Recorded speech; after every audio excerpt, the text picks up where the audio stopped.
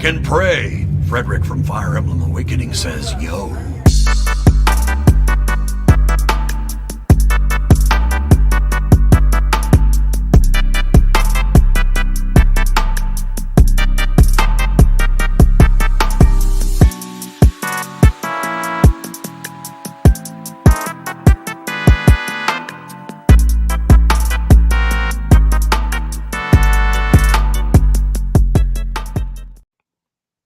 Greetings, Koopalings. Welcome to this week's episode of the Nintendo Shack podcast, episode 352, celebrating 10 years of Amiibo. Dun, dun, dun. That's kind of crazy. I have Donnie and Delvin with me this week, as I do every single week. How are you guys doing today? Tired, but good. I'm good. Why tired, Delvin? What were you up to this week that made you feel tired today? What kept you up last night? I wish it was that. I've been on every goddamn show imaginable this week, you know. My boys needed to call out Wednesday, so I had to do PSVG, you know, and I definitely missed them, but, you know, everything worked out. I offered to do it. No, I'm not going to. No. It doesn't work like that. We made this pact. When we said, hey, we need to get more people in, it was for these situations. So I said, you know, my boys need it off. I got it. Then I had to do XP Friday. Then I had to do another podcast Saturday. Now I'm on Shaq. Then I'm on Cadillac. Nandu. That's the NES game. Penadaxu. Oh. It's a well-known NES game that... I was like, it's a Pokemon. I wish it was. I don't remember if that game was good or not, but I do remember it was like a well-known game. NES game? It wasn't. Yes. I'm quite sure it probably was. I can answer that for you right now if it wasn't. Look, you just thought it was because you were a kid. Yes. I know that my love for NES, and if I go back and play a lot of those games, they're not correct. They're not good. It looks pretty for an NES game. It really though. does, yeah. Yeah. Like, it looks pretty impressive. You don't really see this much detail. It's the sort of game that, like, if they were like a reimagining of a long lost game, like, I'd be interested because it does look, Yeah, it was pretty good from what I remember. But okay. I think the more and more I think about it, I think my love for NES probably really is my love for SNES. That's when, like, all the NES games got good. Yeah. Like, kind of, yeah. Like, when I think of it, like, you know, my love for NES probably really is Super Mario Brothers 3 and of course. Out and a couple other ones. That's really important to point out because we may have listeners that have never heard us do this before. It's not that everything on the NES is bad by any means. Correct. There are amazing NES games. I love the NES. It's just as a system, Madness. The majority of it's very Atari. Like, it's not the best thing to go back to. Yeah, there's like 1,000 games on there. Right. And 8 of them are just clones of the other game. Right. The Super Nintendo is definitely where they started to perfect and polish those ideas. And that's when it really took off. And you start getting kind of arcade style ports like Street Fighter, Mortal Kombat. It wasn't arcade. It wasn't quite arcade, but it was close enough. Mm-hmm. Here you go, Delvin. Click on there were a lot of arcade ports. I just posted in the chat. Click on that. Okay. That's Faxinadu redrawn in HD as an idea for a remake. I don't see anything come up when I click that link. Oh, really? Too. It says, object does not exist. Did you just... Hang on, let me try this one. Yeah, I think he's trying to hack us. Try that one. Good job. It's working.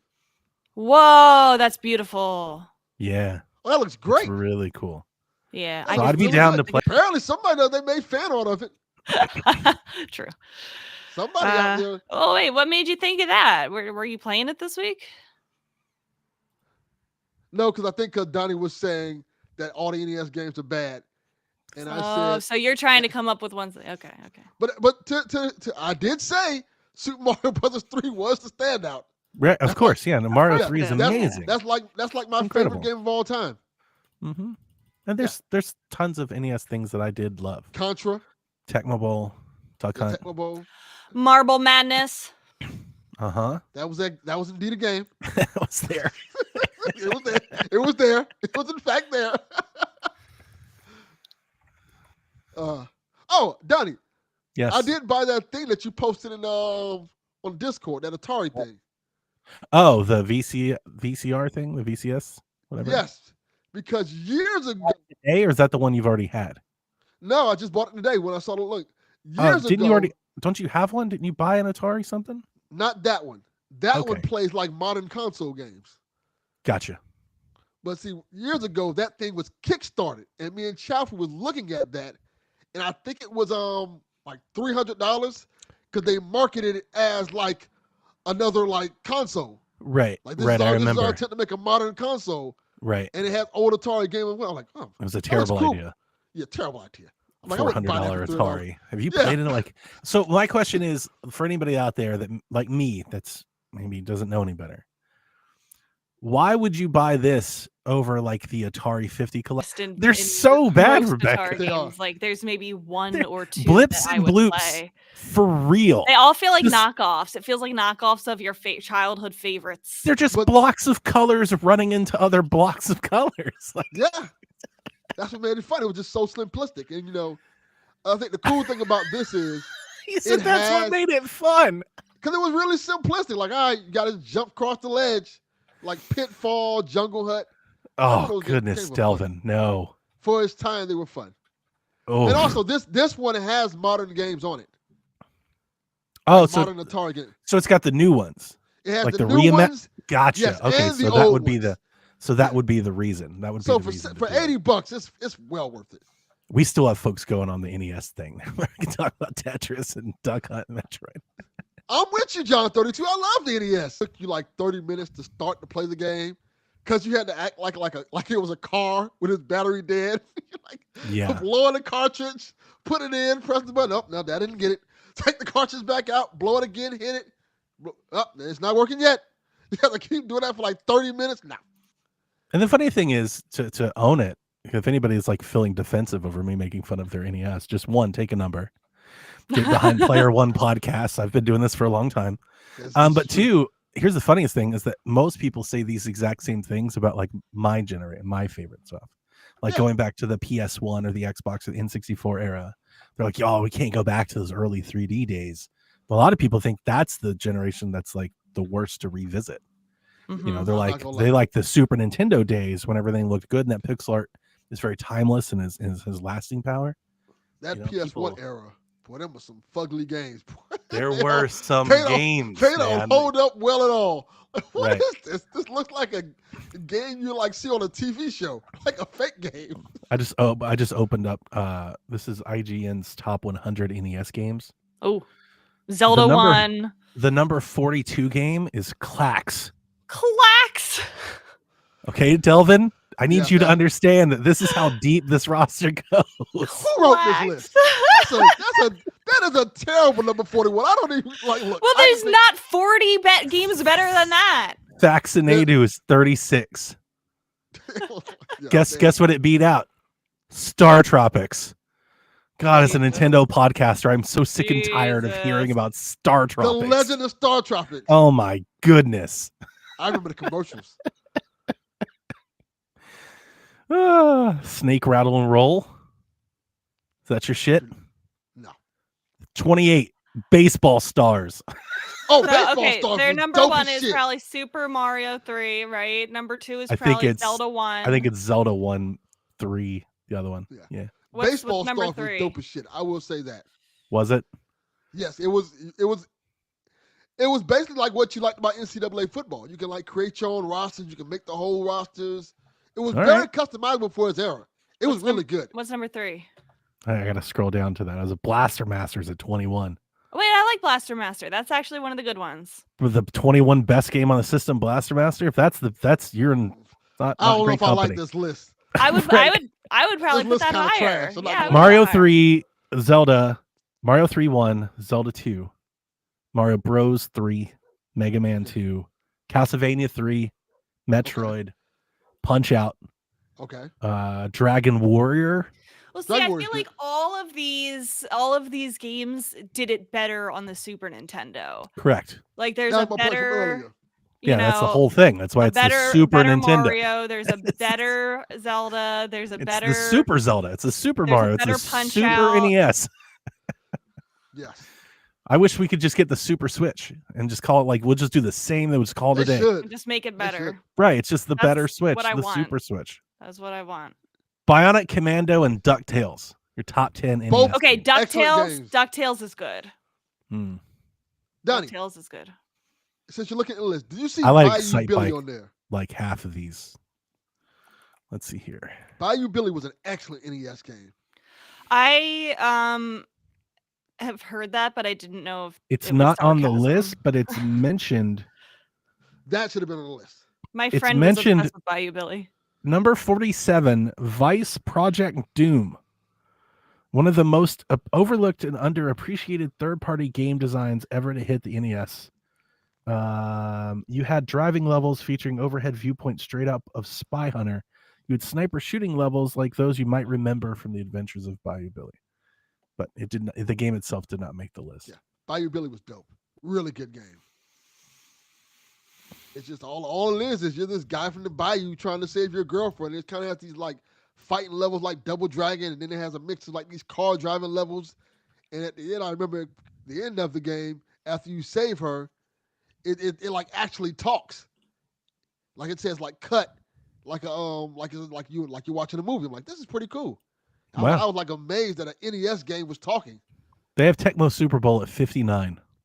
Yeah, this list is trash. This list is bad, isn't it? Yeah, This like list is bad. I'm Tecmo not Super gonna Bowl lie. is incredible. Yeah, It is this I is so like much trash. better than Blaster Master. Well, Blaster Master is good, but I do like Yeah. I like 59. 59. yeah. That's It's really behind nice. the Adventures of Lolo, Absolutely nice. Shadowgate, Shadowgate's pretty good. But Metal I think Storm, I don't know what the fuck that is. That sounds made See, up. here's the thing with these lists. Like, I Fester's guarantee you that Quest. people did not Quest. play them and ranked them based on vibes. That's how you There get were clacks. 1,000 games. Who the fuck is playing 1,000 Nintendo games? I don't even know what this is. What is clack? I'm making fun of it. Maybe it's like amazing. Clax is a puzzle game, if I remember correctly. Something like that. Lax. They And were it's all better- puzzle games. That's all That's there true. was. Rebecca. They puzzle and side scrollers. Oh and stuff shit! Like Is this like? No way! This was Okay, like Rock Clax, Band. okay. Is this like Rock Band? I don't think so. It looks like Rock Band. No. Are you looking at the same thing I'm looking at? Yes. Hardcore Gaming 101. Huh. It's not a rhythm game, I don't think. It's got like I'm looking at a conveyor belt that's just bringing things down that you press buttons at the bottom. I'm just No, looking you at don't. photo. You don't press buttons at the bottom. It looks like I'm looking at like a GIF. You like arrange them, like you move them as they're falling down. fuck That sounds no, right, yeah. Never mind. That's what it is. That's what it is. That's yes. awful. Clack sucks. Yeah, it's not a rhythm game. Like all these things, Clack sucks. Hey, I have a Nintendo Mini. Proud member. Okay. Speaking I of have the Nintendo 3. Mini, did you see the screenshot I posted yesterday? You're on Blue Sky now. Listen, not even a week after I was like, I'm not going to do it. Not even a week. We welcome Last you week- with open arms. What did I say? I was like, as long as I'm not having any issues, I'm just going to stay. Because I didn't want to Well, what try to happened, Donnie? transition and move again. They put the You had ban issues. hammer down on you. I got suspended. You're like, That's because you were Fuck picking this. fights with people because you were. It wasn't. You talked about how you were like reposting people's art, and they were like, Well, that "F was you, that was give them that credit," was like and you that were was like, "F that was you, I'm not going to that do was that." 6 months ago, and I deleted all that, so that wasn't it. Yeah. Here's what I think it was, or at least if I had to guess, I was suspended by account. Okay, so I wake up literally the next day. I wake up and it's like your Threads account has been suspended. And I'm like, what? For what? And it says false identity. Somebody either here. And so I like I do with all things in life. I go to Reddit and I type in Threads false identity. There are hundreds of threads of people being like, why the hell have I been flagged like this? So my best interpretation of what happened was either one of two things. Either somebody is like using the reporting system like maliciously, right? Because they don't like things that you're saying. And then you have to jump through all these hoops. Or it's Facebook's AI security policies or whatever, Like just false is flagging everybody. false flagging people. Yeah. But so I posted this. I made a post about the Wii U's anniversary. This is like all these apparently this is like anniversary week for Nintendo. Yeah. Every Oh, day it's you wake November, up and it's like, totally. yeah, exactly. So I posted one about the Wii U because I love the Wii U, right? And I had like 5 images. At one point, that thing had like, I was like living Rebecca's life. That thing had like 1,000 likes. Like Threads is like, your post has been seen by like 200,000 people. I was like, what the Man. hell? So it was going viral. And then I wake up the next day and I've been turned off. And I think maybe somebody didn't like that post or something, maybe, and maybe I got reported. I know what happened. They looked at this shit like, this can't be done. He's too goddamn happy over here. This is clearly fraud. This is clearly a fake person. So I was going to get my account back. Like there are steps. I look into the steps and it's like you have to verify your email, verify your license, your phone number, upload your license. Yep. So we can prove your. I was like, oh, fuck off. I'm not doing all this for a social media system. No. Absolutely not. And I just like, know who you are. I was like, y'all can keep it. Yeah. And lick your phone so we can have your DNA. Yeah. So I was like, I guess I'm gonna try Blue Sky. So yeah, I'm over there. Anybody can follow me or do things there. I'll post for questions and stuff over there too. Blue Sky is a much better place. Did you do? I sent you that thing how to mass block people. So like 100%. Thank you. Anyone who has like Trump or Nazi or white supremacy or like Elon Musk type of bot posting, you just turned all mass that block off. them all. And yeah, so I've been using that for a week. So thanks, Threads. People are like, Donnie, you did it. I'm like, really, not me. Threads did it. Like, just like I didn't. And if guess what, if Blue Sky pulls the same shit, I'll leave it too, because I'm not doing that. No, this is the good one. This is where everyone's ending up. I don't believe so. All of them are terrible. So I posted some pictures yesterday in the Discord. I tagged you, Delvin. There was like 10 screenshots. Did you see those? I saw those. Yeah, I was like, what the hell is that? Yeah, looks cool.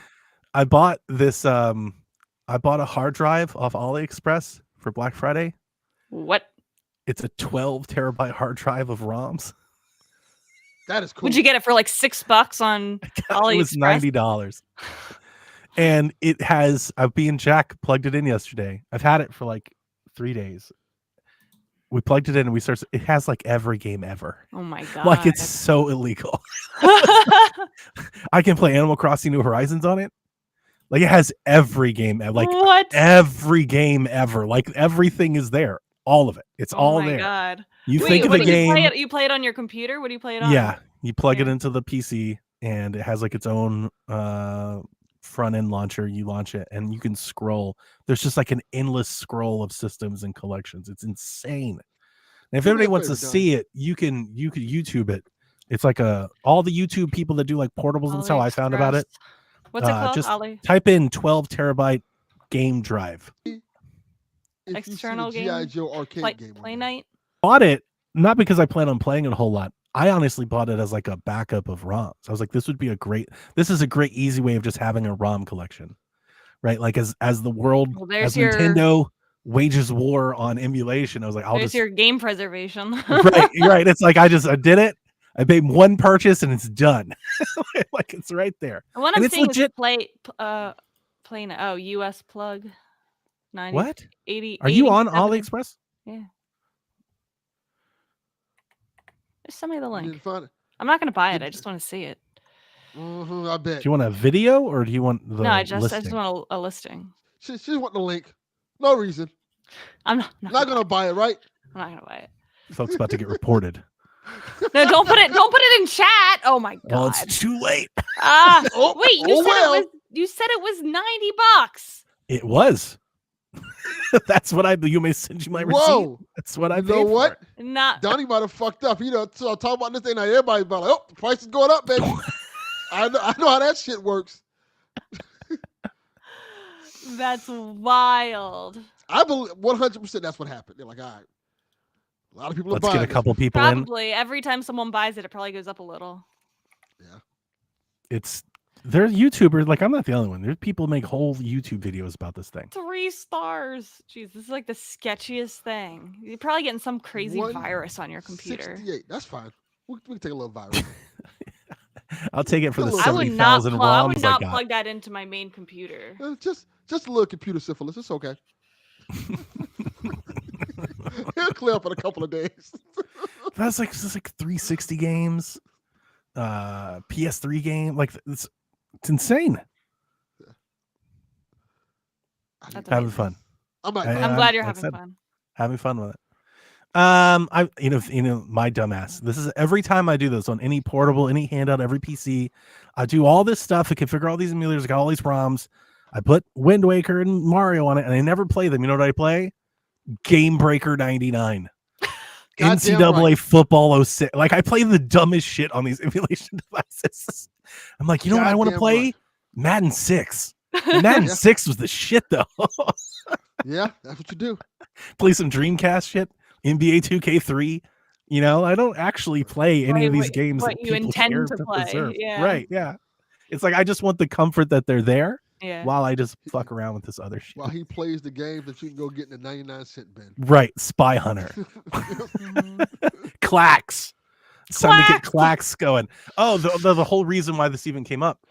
There's a collection, right? And you go through, you scroll through the menu and they have like systems and collections. So like Street Fighter collection, football collection.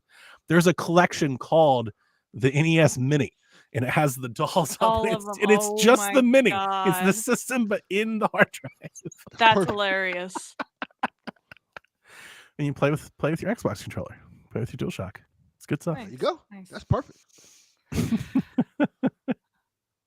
I'm curious how much you end up like opening it up and playing with it, playing the games on there. Like not nearly enough. Not guaranteed. Yeah, not a lot. Because that's the thing. Like. Even like it's got all the 64 games. I have all the 64 games. Like I have this thing that I bought for my EverDrive for my 64 complete ROM collection. Mm-hmm. I never if I want to play Wind Waker, I'll play it on the Wii U or the LA. Right. Mm-hmm. Like I have other things to do these things with. So not nearly enough. Donnie, don't you? I got this yesterday. Don't you have one of these or something like it? Is it the same 100%. One? The Scuff? No. Nomad Scuff. I got Scuff's this one, brand. Which is the backbone for the iPhone. Oh yeah, they look exactly the same. Well, I was at Best Buy yesterday because Josh had to get have something. This one, and this is the Razer Edge tablet and the Razer Kishi controllers. How much? Do you remember how much you paid for yours? The Edge. Either one. So this all came together, tablet and everything. I paid $150 for it. Oh no, just you put the ones that the backbone controller I bought used on eBay for like $20. Oh, okay. Because this we were at Best Buy for something else and I saw it and I'm like, I kind of want it because like the Delta games on my phone, like sure, you know, I could just use a Bluetooth controller, but like this is like just like it's a handheld, right? You know, you just put your phone in. Does it plug in or is it Bluetooth? It's Bluetooth. I like that. That's nice. Yeah. So it doesn't have to, because then you know you can keep your case on it, and like me and Josh, we have different size phones, and we can both play it. Any idea if it does? Any idea if you can put a tablet in it? Like, does it? It's very rare that you can find one of those that can like fit like an iPad Mini. It goes this big, so I don't know how big an iPad is. I don't think so. It says iPhone compatible, but I tried it yesterday and it is pretty good. You can like remap the buttons and stuff. Because I wanted it for my Delta. It was on sale on Amazon for $60, and so Best Buy price matched it. So yeah, hopefully we play it. Very nice. That's awesome. Yeah, because I usually don't like playing games on my phone. Same. But I do like the Delta emulator. I want to be playing games on there. It's my old phone. I have a whole phone dedicated to mobile gaming. That it doesn't have service, so it doesn't. That's get text smart message, because then you can still like if you need to use your phone for something else, you can still because that's my problem. But I like this because no phone calls, no nothing. It's very easy to just like still use the to take it out of the case. Like I don't even have to take the case off of this. Like I can take it in and out of the grip. Look at the people. What the hell, Donnie? They're so As I upset just with start, you. as I just pick up are they mad about the drive? Are they mad about the Are they mad about the drive? I thought it was the multiple handhelds I just grabbed. No. I think he was saying what the hell about posting the AliExpress link. Oh, Hey, sorry. stop snitching, y'all.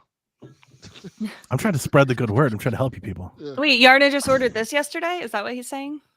Yeah. I like it. It's originally $100. Well, she Oh, rang he it might up. be talking about my ROM collection because he was asking about the 64, and I Oh. told him about this.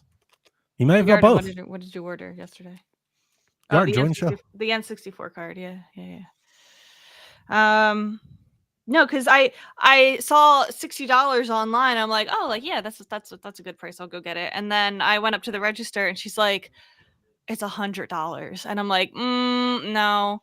But then they were able to price match it on Amazon for 60. I think that was the sweet spot. That's awesome. Yeah. That's I great. wouldn't do it for That's 100. really cool. You should jump into some of the Apple Arcade stuff. Well, I am interested in Apple Arcade. I just don't want another subscription fee. I pay way too many. Go to Best Buy and look it up like I did this week. They'll give you a 4-month subscription for free, and you can try it for 4 months. That's perfect. Okay. I might have already did that, but I'll see.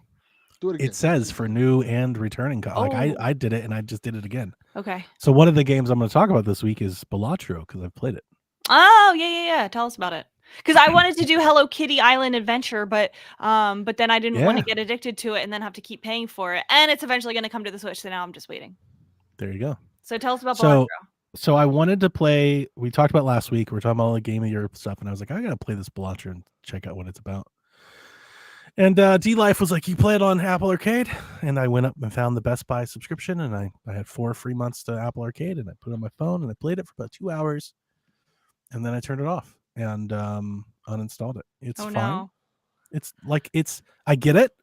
I get the game. It's cool. It's poker. It reminds me, it's like a modern version of like the Tiger Electronics poker games that we had like back in the 90s. Oh.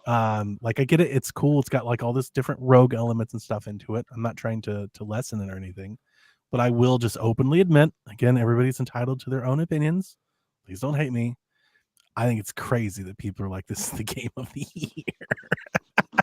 Like there must be something that you are not that's not clicking with you. It's the addictiveness. There is an addictive thing there, and that's why I turned it off, because I was like, I don't want to just endlessly be addicted to that. I don't want to play it. But that, I think that's it, is that there is a loop there that's very satisfying to keep running and to try and see how far you can go.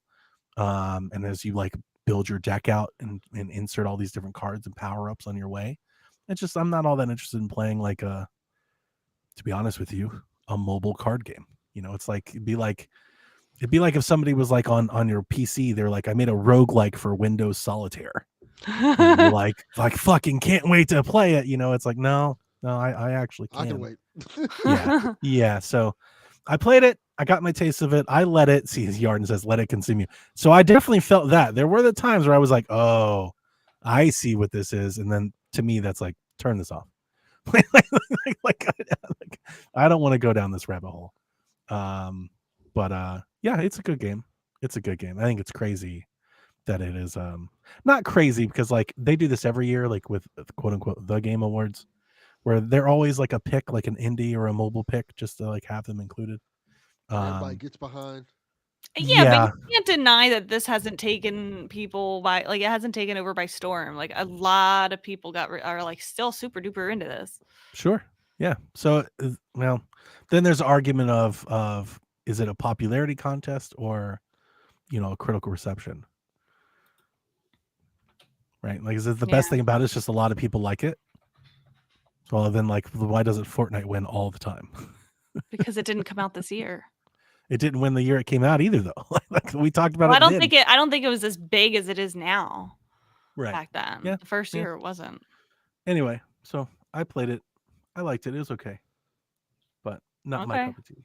Not my cup of tea. I'm not going to sit there and play that. Okay. I do have other things that are my cups of tea if you'd like to hear about them. Yeah. Yes. So I bought some eShop credit and just went and stashed a bunch of games that I've been waiting to play. And so I've got 5 or 6 new Switch games that I'll talk about this week and next week. And I've beaten 2 this week, as I've been playing almost exclusively on my Switch. The first one is Iron Meat. This is that game I talked to you guys about when the demo came out. It's Mhm. Contra, but Good Doom. Contra. It's good Contra, and it's all metal and gross. And you're gonna chew through these monsters and cut them in half with guns and shit. And I beat the game, and it was awesome. And it's super fun. And it's got a great soundtrack, and it's just a really cool little game. If anybody's looking for like an indie-ish, just a Contra, an action, a shooter, something like that on your Switch, I can't recommend more. I liked it a lot. And then I started playing Neva from Nomada Oh, Studios. yeah. This is the game from the people that made Gree, whatever the fuck it's called. Yeah, agree. Well, here's the thing. I am 100% sure that I saw an interview back when Gree came out that told me that it was pronounced Gree. It is Gree. And then every time I see the developers talk about it, they call it Gris. Well, they're wrong. So I don't know. This is their new game. It came out when I was playing Echoes, which is why I didn't buy it when it came out. I've been wanting this game for a long time because I loved Gris. I loved Gree. It means gray. It's literally the point of the game. You turn a gray world into color. It's green. I'm with you, but why do they say it Gris? Because they're wrong. They're the wrong. developers? Yes. Okay, Gree. So I've really wanted this game. I've been very interested in it. And then I finally got it. And it's my game of the year. Wow. That's awesome. It's incredible. It's absolutely incredible. Okay, maybe I need to get it before the end of the year then. On so many fronts. So one, honestly, it feels like low-hanging fruit to even say it, but to dismiss it is overly dismissive of how beautiful the game is. Like, just like Gree, yeah, the game's art style is fucking amazing, and it's so much more than Gree was in that regard. It's not it's like Gree had like that watercolory sketch look, right? Whereas this is more, I would say, minimal, but way more vibrant. There were times when I'm playing this on my OLED, and you can't even see it's like so bright. I'm being blinded by the screen colors. But then there's also these really, really dark places the game goes that are almost like hellscapes in really dark, like in just darkness and like brooding red and so on. It's really good. And then there's like these mysterious mystique things. This game has combat, which is something Gree did not have. And that does a lot for me and from a gameplay design. I think Gree needed something like that. Yeah, me too. There's enemies, and they all have different patterns and different things you have to do to fight them. And you have like this Hollow Knight kind of slash mechanic where you slash, pop, and you can like roll and dodge. So it adds these combat elements in addition to the gameplay. I haven't really thought down or wrote down any thoughts. The platforming in this game, I was actually searching for the word. Like, I was in my head, I was like, what is it like? I was thinking, I was like, novel, like genius, like super. And the word that I really come to is clever. The platforming in this game isn't super hard. It's not hard. Nobody should be like scared to try it. But this game does things with platforming that I don't think I've done in other games. And I'm like, oh, this is just very like, I was like, ingenious. It's very clever. Like, it's almost witty. It's like the little concepts, little mechanics that they play with the platforming is really cool. Like, there's several platforming sections where like the screen is mirrored and you have to play like in the mirror because you can't see the platforms in your view. So you're almost platforming like kind of in reverse. And just like a lot of different stuff like that, like little, there's not a lot. They don't do like long sections of it. They're like these little bits and pieces that just add a little complexity, little layers on top of the platforming that make this game really, really good. Because of that combat and the platforming, the boss fights are very memorable. It has like full-blown boss fights, which are really good. And sounds like it's even better than Gree. I think so. And I don't say that lightly, as I loved that game when it came out, which made me think, Rebecca, it's been 6 years since Gree came out. Like, it doesn't seem like it's been that long. Wow. But it has. And when this game came out, I loved it. I thought it was one of the most beautiful things I'd ever seen. And I think for me, I think this game surpasses that game at every turn, except for maybe like emotionally, even though this story is very emotional, it's just a different story. Should I play it on Steam or Switch? I played it on Switch and had no problems.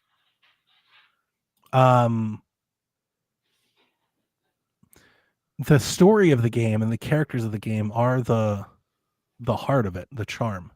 So Neva is the wolf, the pup, and the story of the game, I won't spoil it, but the general theme is like, I want to say it's like life, like seasons of life, and like especially from like a parent perspective, like a parent child, guardian child type of thing. Mhm.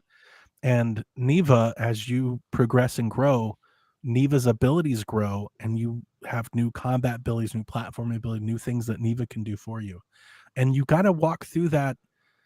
I want to pull like a Last of Us thread where the game hooks you immediately because you have to take care of this. Like it's that human. I don't even say human. It's that nature level to take care of something that's in need. Mhm. Right. So that hooks you immediately. You're like, I have to take care of this pup. Like that's human. That's even animals do that, right? Like Yeah. you're not just going to leave it on its own. But as it grows out and develops, it like almost rebelliously wants to like run ahead and do things on its own, right? And you go through that journey with it. And that is kind of the story of the game. I like that. It's very good. This is the most I felt like a game like this. So the reason this is my game of the year is because I think in so many facets of the game, it's excellent. This is missing in my year. This is it. Like this has been missing. It's been a great year. I've liked this year a lot. I haven't had that game though. That Cult of the Lamb, that Death's Door, The that indie of the year for Ori. you. Yeah. Yeah, like my standout indie of the game. year was like Cat's Quest, maybe. Yeah. Maybe World's like what is it? New Star GP? Yeah. Like Grand Prix, the racing game. That was probably my indie of the year until now. And like this game, I hate when I get into these things because I feel like I sound, I don't have the right word. I should have thought this out. When I start venturing into like propping up a game because it's art, it feels very like I feel very up my own ass. Like it's a very fucking like elitist No, type I of way don't of think that's describing true at something. all. That is not, no. This game, I've always contended, I think video games are the ultimate form of art. It literally is like the blending of various art forms into one output. Not every video game is that, right? But the process of making video games is that. And then there are games that do like kind of transcend that and like they become more. To me, I think this is now my example of that across the board. Like Neva is the game, and I'm like, no, you need to play it because you have the gameplay elements, you have these beautiful visuals, you have this really touching story. The music. Now, you know me, I'm not one to like care about the Game Awards. I don't watch it. I think the whole thing is a sham, and I've been saying that for years. Well, I that's all think these it's Game Awards. criminal that the soundtrack for this game wasn't included. It's criminal. Like it's I it's just saw you post that it's your favorite soundtrack. the soundtrack, It's a 10 and out of 10. it's not just the music, which I have been listening while I'm at work, so I'm enjoying the music on its own. But like any good game music, the music builds with the gameplay and the tension of the story and the moments to make you remember the moments of the game. When I'm listening to the music, I know where I was. Like it's imprinted, it's left an impression on me that sticks with me. Like I feel that way when I listen to like the Last of Us soundtrack and I hear certain songs, I see certain scenes, I remember where these things came from. You know, it's not just good music. Like it's more like the combination of these factors together make it more than just it by itself.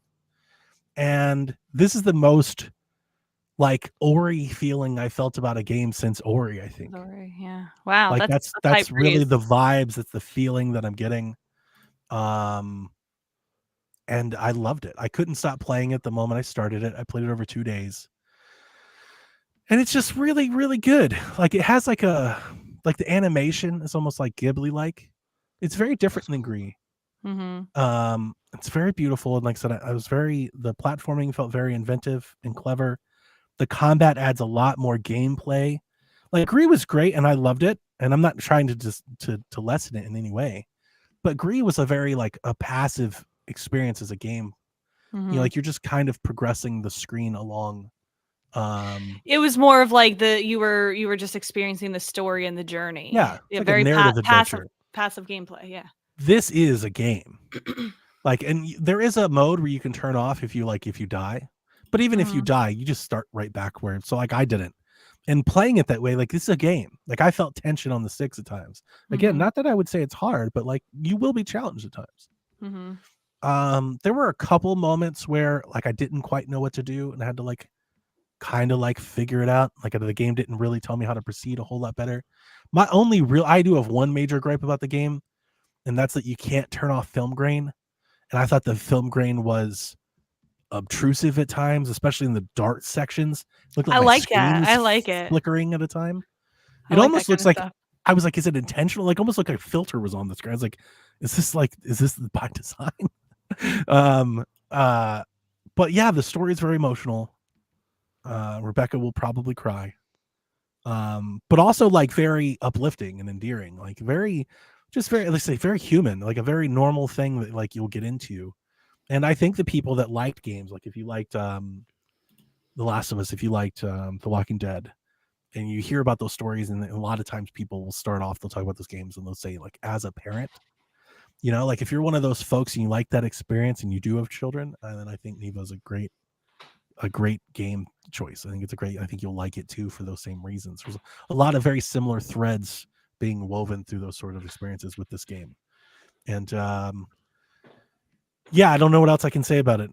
For all of those reasons, I loved it and etched it on my list. It is my game of the year. That's great. Wow. That is High praise. because it's on my backlogged to play. It just was not a priority. So I'm gonna bump that up, I think. So when there's a physical, I'll absolutely be buying a physical copy. So that's dope.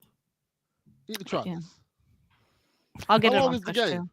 As Yarden says, Belatra is a high. I saw that. That's a Yarden ass quote. Yeah, there is, having now played it, and obviously my opinion on it is going to probably higher than most, but having now played it and you start seeing these categories come across in tweets and posts and threads, and it's just like, this fucking thing is criminal, man. Like they do this every year. It's really good. I want surprised by it. I want other people to play I it. want to hear the answer to Delvin's question. He asked, how long is it? Oh, 4 hours. Oh, that's perfect. Yeah, it's not long at all. You could beat it in one go if you want to. Okay. Might play it today then. Josh is doing cable management in the other room, and I don't know if you saw that, all the lights just like majorly flickered. So if I disappear, then he pushed the wrong button. Yeah. No, my landlord has been in here. He's fixing the fan in the bathroom, and he's not an electrician. He has no idea what he's doing. It's horrible. So why is he in there doing it?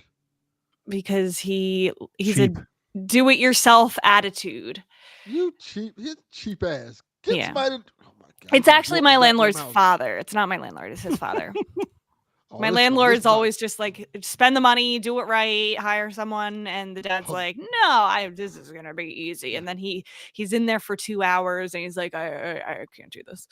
Yeah. But wait, I have another idea. I'll come back and try this next week. Yeah. That back fan's gonna turn on, and your TV's gonna cut off.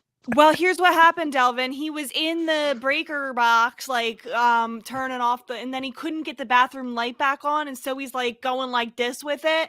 And we're like, oh my God. And then he left, and Josh went to go turn on his computer, and his PC would not turn on. This is great. Like, replacing a fan is very simple. It's seriously. You're literally unscrewing it and capping you just get like a cap and twist the wires together, and you're done. Yeah. And the wires are colored so you can see what goes where. So luckily it was only it fried the power source on his PC. Thank God it was only that. We had to go to Best Buy, get $160 of power supply. You need to go to the landlord and get a check. Yeah. Like you got broke my goddamn- fucking power supply. Goddamn Tim the Two-Man Taylor working on your house. It was almost goddamn ugly. buddy. It was almost Oof. really ugly. Yeah. If it was more than just the power supply.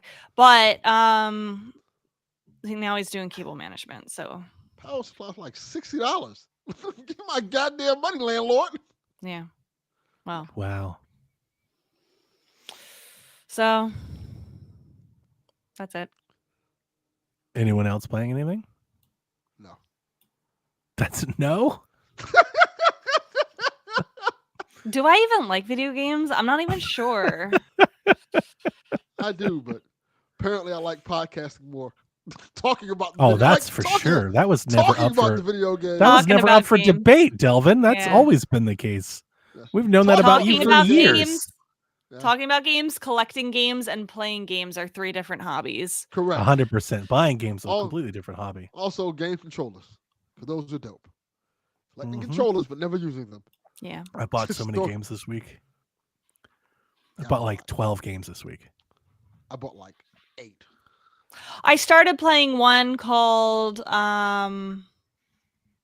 Farewell North. I only played like 20 minutes of it. It's on Steam. How I don't does know she if it's find on. these things? Well, I actually saw this on TikTok because you play as Oh, a okay. border collie in the Scottish Highlands, Of course. and it's kind of like a 3D degree almost, because like kind Wait a of minute. you're restoring color to the world in the Scottish Highlands, and there's like Gaelic language, and it's like very Wait a minute, didn't we- cultural. Didn't I review this? Did you? What is it called? Farewell North. I'm looking this up. This sounds It's familiar. yeah, like you play as the dog. No. This is not what I was thinking about. You We restore played- color to the world. We reviewed a game like Similar to last this. year or the year before, where it was very similar. You played like this Scottish or Irish Mm-hmm. like folktale, and you jumped across these landscapes, and like there was the foreground and the background and all that stuff. Yeah, this You is a remember little that? different. Okay. But yeah, I only played about 20 minutes so far. It's very cute, very nice controls. I think it's another one of those just kind of passive, like you go through it and experience the story type of game. I'll Sure. come back to that. I just wasn't feeling it that particular night, but I wanna get into it. And then me and Josh started an Animal Crossing Wild World town on our 3DSs. So Nice. we're gonna play a little bit each night, and then visit each other and exchange our town fruit, and just like I have played a little bit of the older Animal Crossing games, but the only ones that I've ever played a lot of are New Leaf and New Horizons, where like you are the mayor, you play God, you have control over the decisions of the town.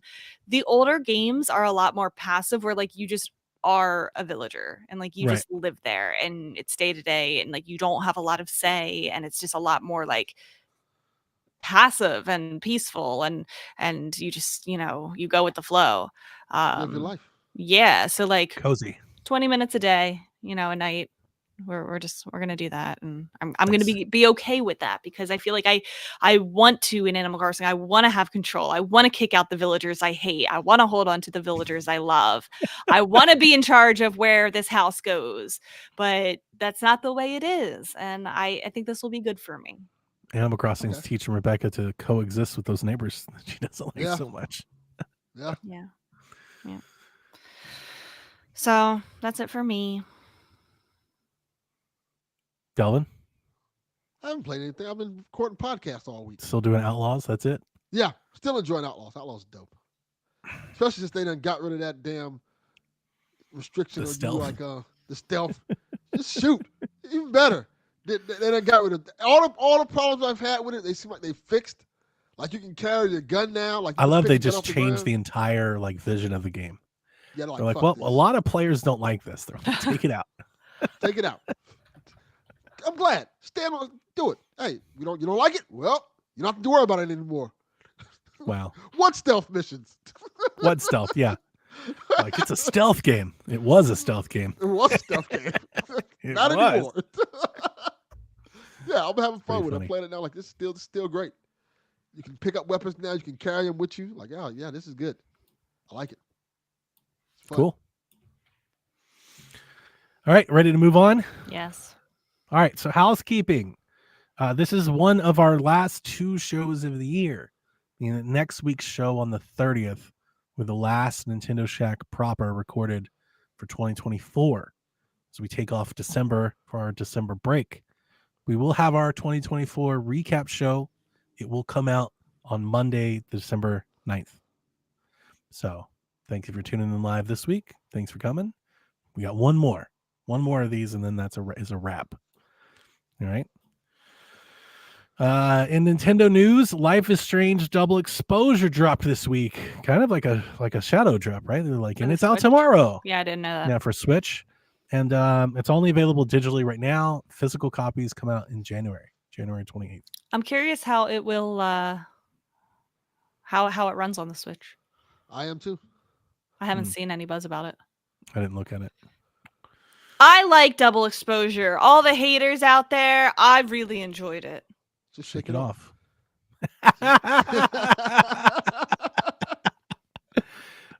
We talk too much. Like we're together too much, Dalvin. Yeah. Yarden, I will ban you. Thursday, the 21st, marked the 10-year anniversary of Amiibo. Wow. In that time, Nintendo has released over 200 unique Amiibo figures. And if you count the Animal Crossing cards, over 800 Amiibo in total have been released in that time span.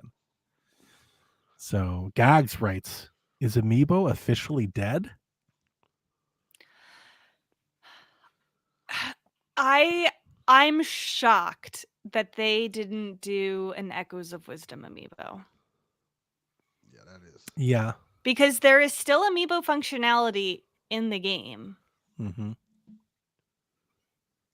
And I'm a little sad that they didn't do a Amiibo figure of her. Somebody should make one. Yeah. Make a custom one. My only logic to that is it seems like they've really cut down the production of Amiibo. Like the Amiibo from announcement to release are getting really long in between. Like for the Smash figures there for a while, they're like, here's a new DLC character. And we'll have the Amiibo at like 2 years from now. Yeah. It'll be out next year. Like I think the last Amiibo were for Splatoon 3 in September for the Final Fest. So like I think that whoever they had 4 new ones, I think. Whomever they had producing these, maybe over the years they've cut that back. So to like build scale, to build like inventory, they probably take some time. So maybe they were like, we're just not going to do it for Tears of the Kingdom. Maybe the cost went up. Well, they have I think all like when they came out, weren't they like $10? But there were Tears of the Kingdom Amiibo, but there weren't Echoes of Wisdom. Is that what you meant? I'm sorry. Yeah. I meant Echoes of Wisdom. They were like $10 when they came out, right? Something like that. I think so. Something like And that. now they're like $16. Maybe 12. They might have been $11.99. I think that's right. And now they're like $16.99. I think so. Like they've also gone up in price. Mm-hmm. Cost of They've also gotten better in quality, though, to be fair. Like if you That's look true. at some of the early Amiibo, like some of them are ugly. Yeah. That is true. Yeah. And now they're like quite detailed and like very nicely painted. I don't think Amiibo are dead. I think there's a ripe opportunity here for Nintendo to pivot on Amiibo and make them something else. If you look at, I mean, I've said it for a long time, and now if you look at like Pokemon, the card game Pocket, why don't we have a mobile app to collect Amiibo that you can use with games and scan your phone or some shit? I don't understand. But I think there's a nice and an easy way of making a virtual Amiibo something for Switch 2 and then Nintendo Switch Online or Nintendo Switch Online. Could you imagine if you subscribed to Nintendo Switch Online and every month you got an Amiibo or something? Yeah, like a digital Amiibo. Yeah, there's something there. There's easily something there that could be pretty fun for people if Nintendo chose to go that way. But I don't think Amiibo are dead because this has had to be a very profitable endeavor for Nintendo for the last 10 years. Yeah, for them to do so many of them. Yeah, that Toys to Life craze was all the rage. And even when it went away, Amiibo's still there, kept pumping them out. So I don't think Nintendo loves selling plastic and toys. What if they're just waiting for the Switch 2 to bring out new models of amiibos. Like they add some more functionality to it. I'm like, hey, here's I the mean, updated version of it. a new It could be a Smash and a cool new thing. cart is an opportunity to do something new Mhm. if you wanted to. Could you imagine like a Mario Kart amiibo Yeah, with I carts would. and everything? That'd be That would They be cool. could really expand on cool. it. That would be cool. Yeah, that would be cool. So, yeah, I don't know if I can't say that I think it's officially dead. Not yet. Yeah, It might be, but maybe not yet. I would like to see more inclusion of amiibo in games. I would like to see them use. That's really been dying off for some time now. They've yeah. really trailed Battles. off on what amiibo even do anymore. You know, Yeah. Now they're just more like statues now, yeah. which is Now cool. they literally are just selling toys. Yeah. They don't really do anything in games anymore. Well, in Echoes of Wisdom, the older Zelda amiibo would unlock they like cosmetics, like different costumes. Yeah. In Splatoon, they unlock costumes. Like, and I feel like that's a good use for them because, like, I feel like nobody wants like a game mode tied behind amiibo or like a difficulty mode tied behind amiibo. Like, Sure. that's like kind of wrong in my I want the opinion. cosmetics. I just want the cosmetics to be more consequential. Yeah. Like in Splatoon, when I scan a Zelda amiibo, I want like a Zelda Zelda something, costume. That would be amazing. not Yeah. just a costume. Yeah.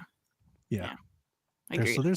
there's definitely stuff to do. Also, outside of my whole idea for digital, which I still think is like would be great, they could also like rethink how they do amiibo.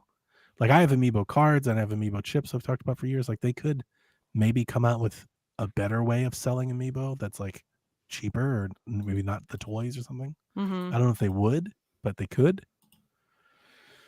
Did you guys ever get your cereal amiibo No, I did not. The what? from the Mario cereal? Mario No. games. Yeah. I have Oh. that box. I still have that box. There's one thing Nintendo likes to do, and it's to sell cardboard to you. Yeah, they're good at it. Nintendo at the Game Awards. So last Monday, the Game Awards came out with all their nominees and everything. I went through and picked up what I think are the Nintendo centric ones. So Nintendo was not nominated in the Game of the Year category at all this year.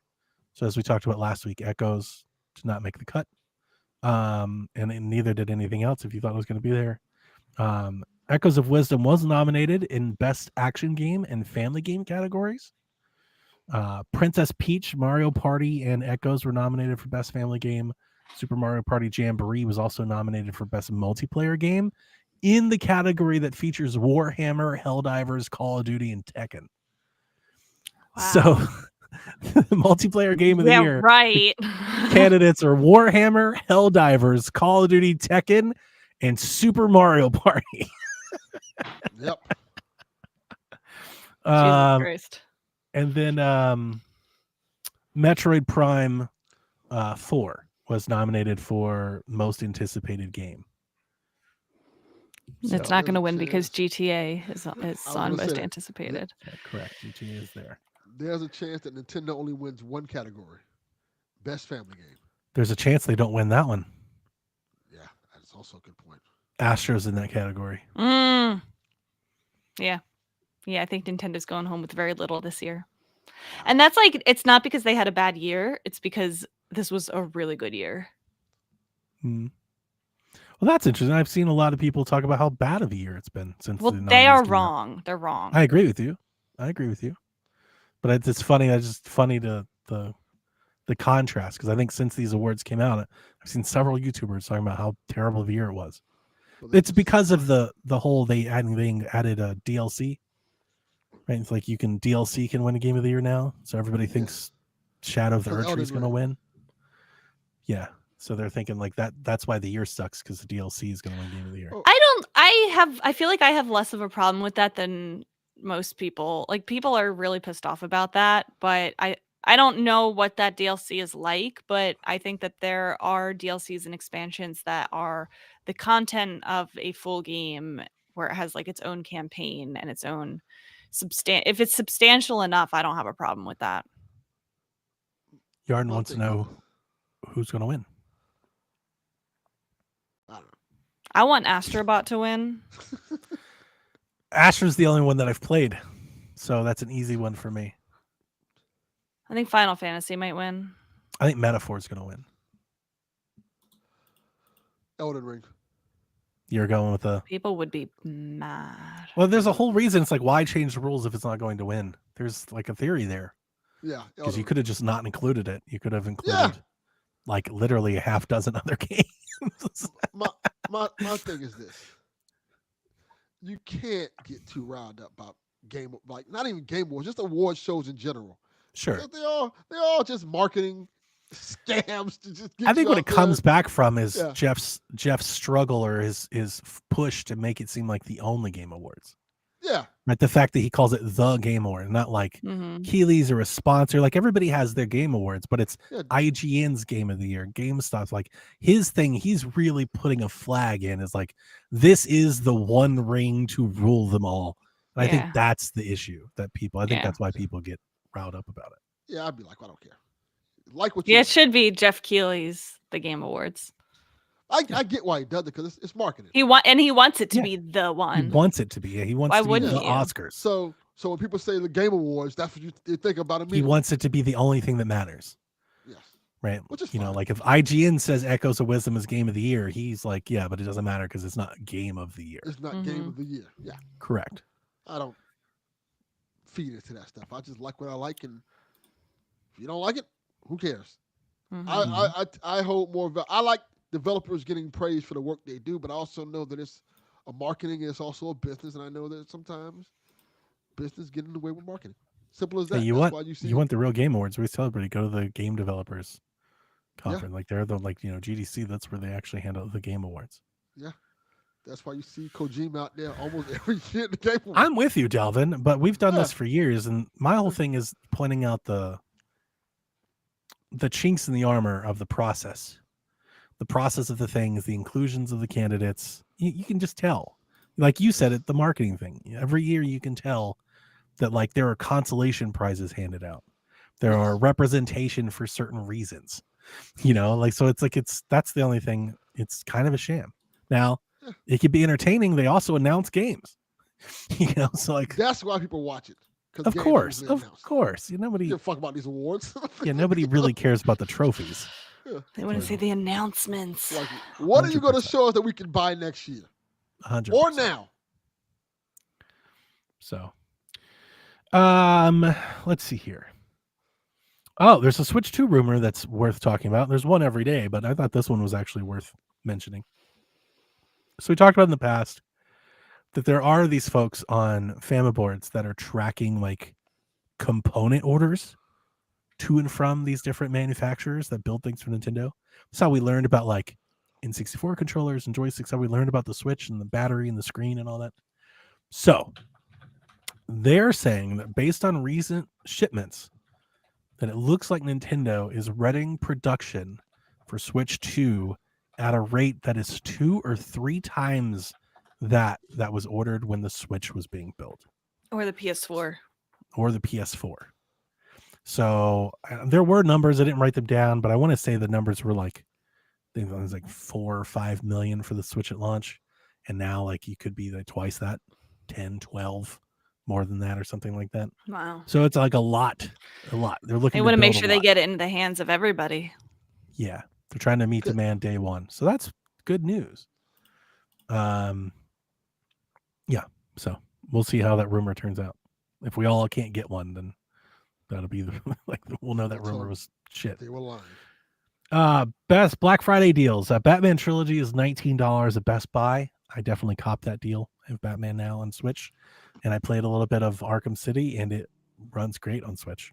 Fantastic. So, Tears of the Kingdom is $30 at Walmart on the 25th.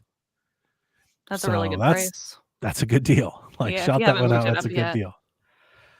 Prince of Persia: The Lost Crown is available right now for $17 Also a really good price. physically. Yeah. There's a ton of eShop deals. I think everything Square has on Switch is on sale. It's like every Final Fantasy, all the Square stuff is on sale. So, and any of that. 1995's Donkey Kong Land for Game Boy has been added to Nintendo Switch Online. Mm. The crowd Crowd goes goes mild. Atari has announced that they're bringing Roller Coaster Tycoon Classic to Switch on December 5th. That's cool. This is kind of like not a remake, but like a definitive version of Roller Coaster Tycoon and 1 and 2. The one Atari game worth playing. That's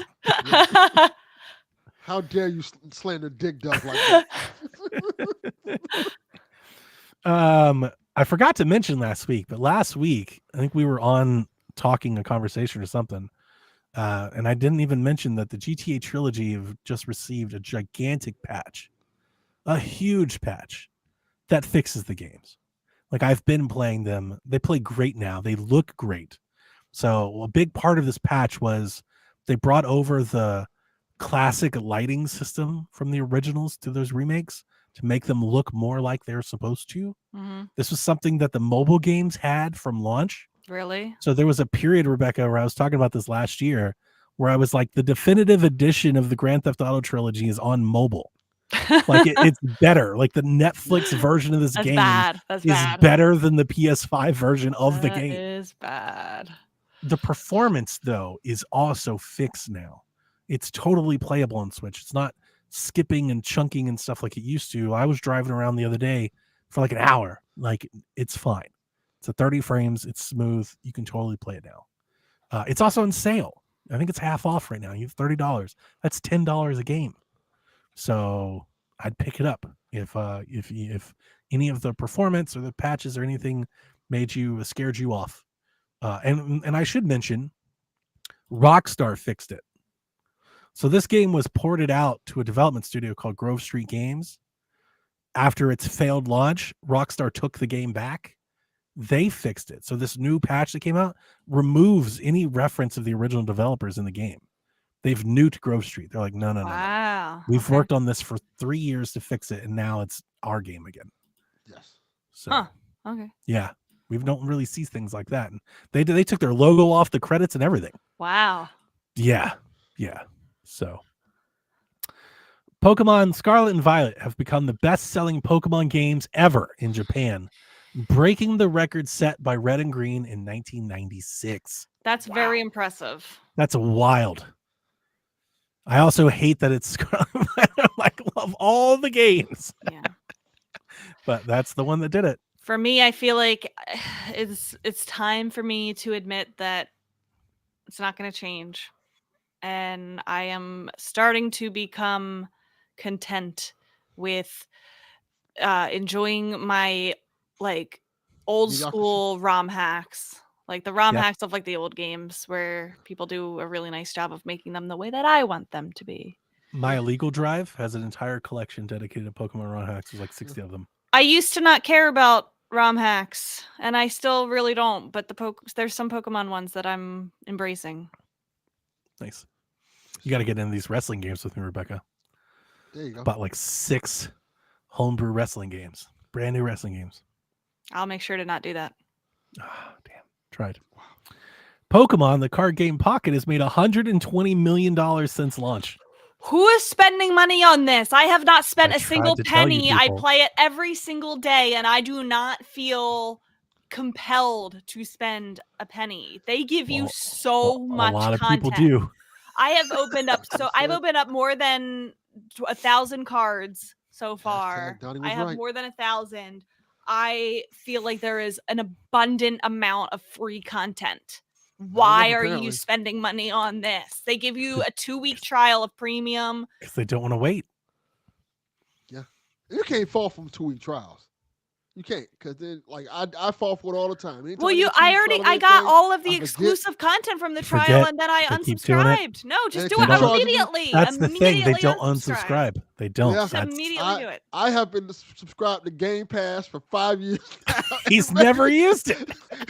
Maybe used one of those 5 years.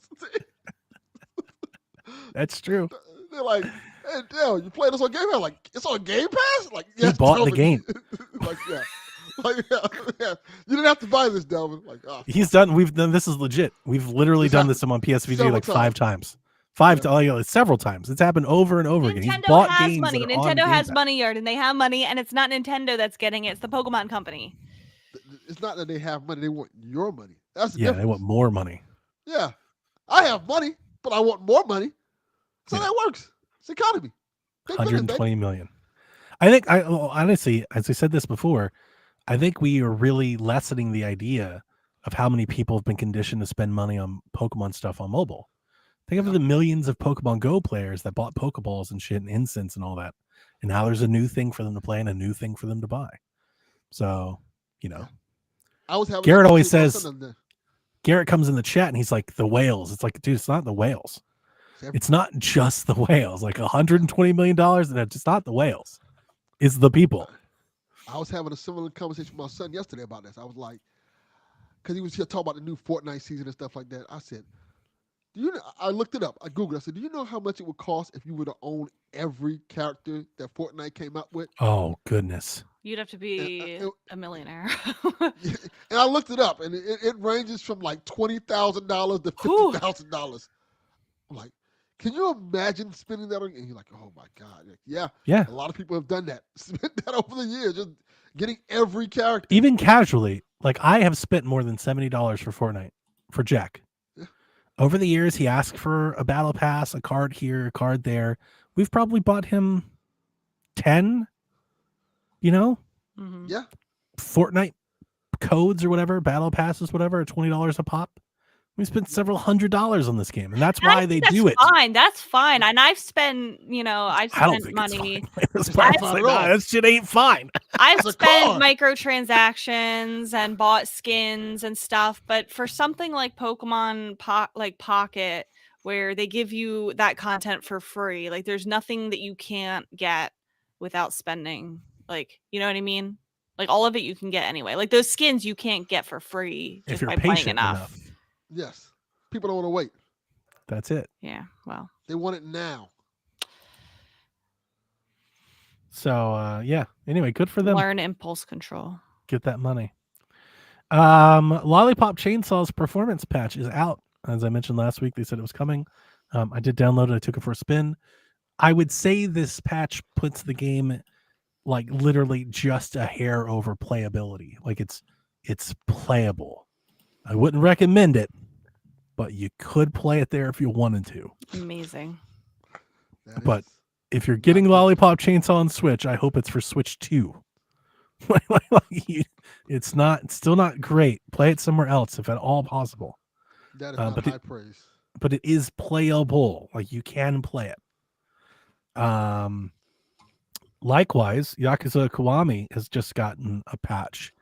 Did you follow that at all? I know you're really into Yakuza stuff, Delvin. I did not, but I heard it's now also playable. It was really bad when it released. People were talking about it like it was crashing, like it would just stop working. It would freeze. People were like, what the hell? So it has been fixed. I saw a YouTuber play it for 10 minutes and it looked good. So it's a great game. It looks like it's playing decently now. And it's a great game to have on Switch, by the way, because it's cheap. It's $20. Yeah, it's fun. Super fun series. Highly recommend. I'll probably get it one day if it's on sale. And that's it. That's the news. That's the news. Are we ready for questions? Yes. Let's do it. All right. We got a good amount. You put the call out for on Discord and on Blue Sky. Hopefully some Blue Sky people showed up. Ever post. Yeah. Thank you for doing that, guys. Lewis asks us, now that the Switch is in its final lap, what do you think its lasting legacy will be in 10, 15 years from now? I'm sure it will definitely be a good one.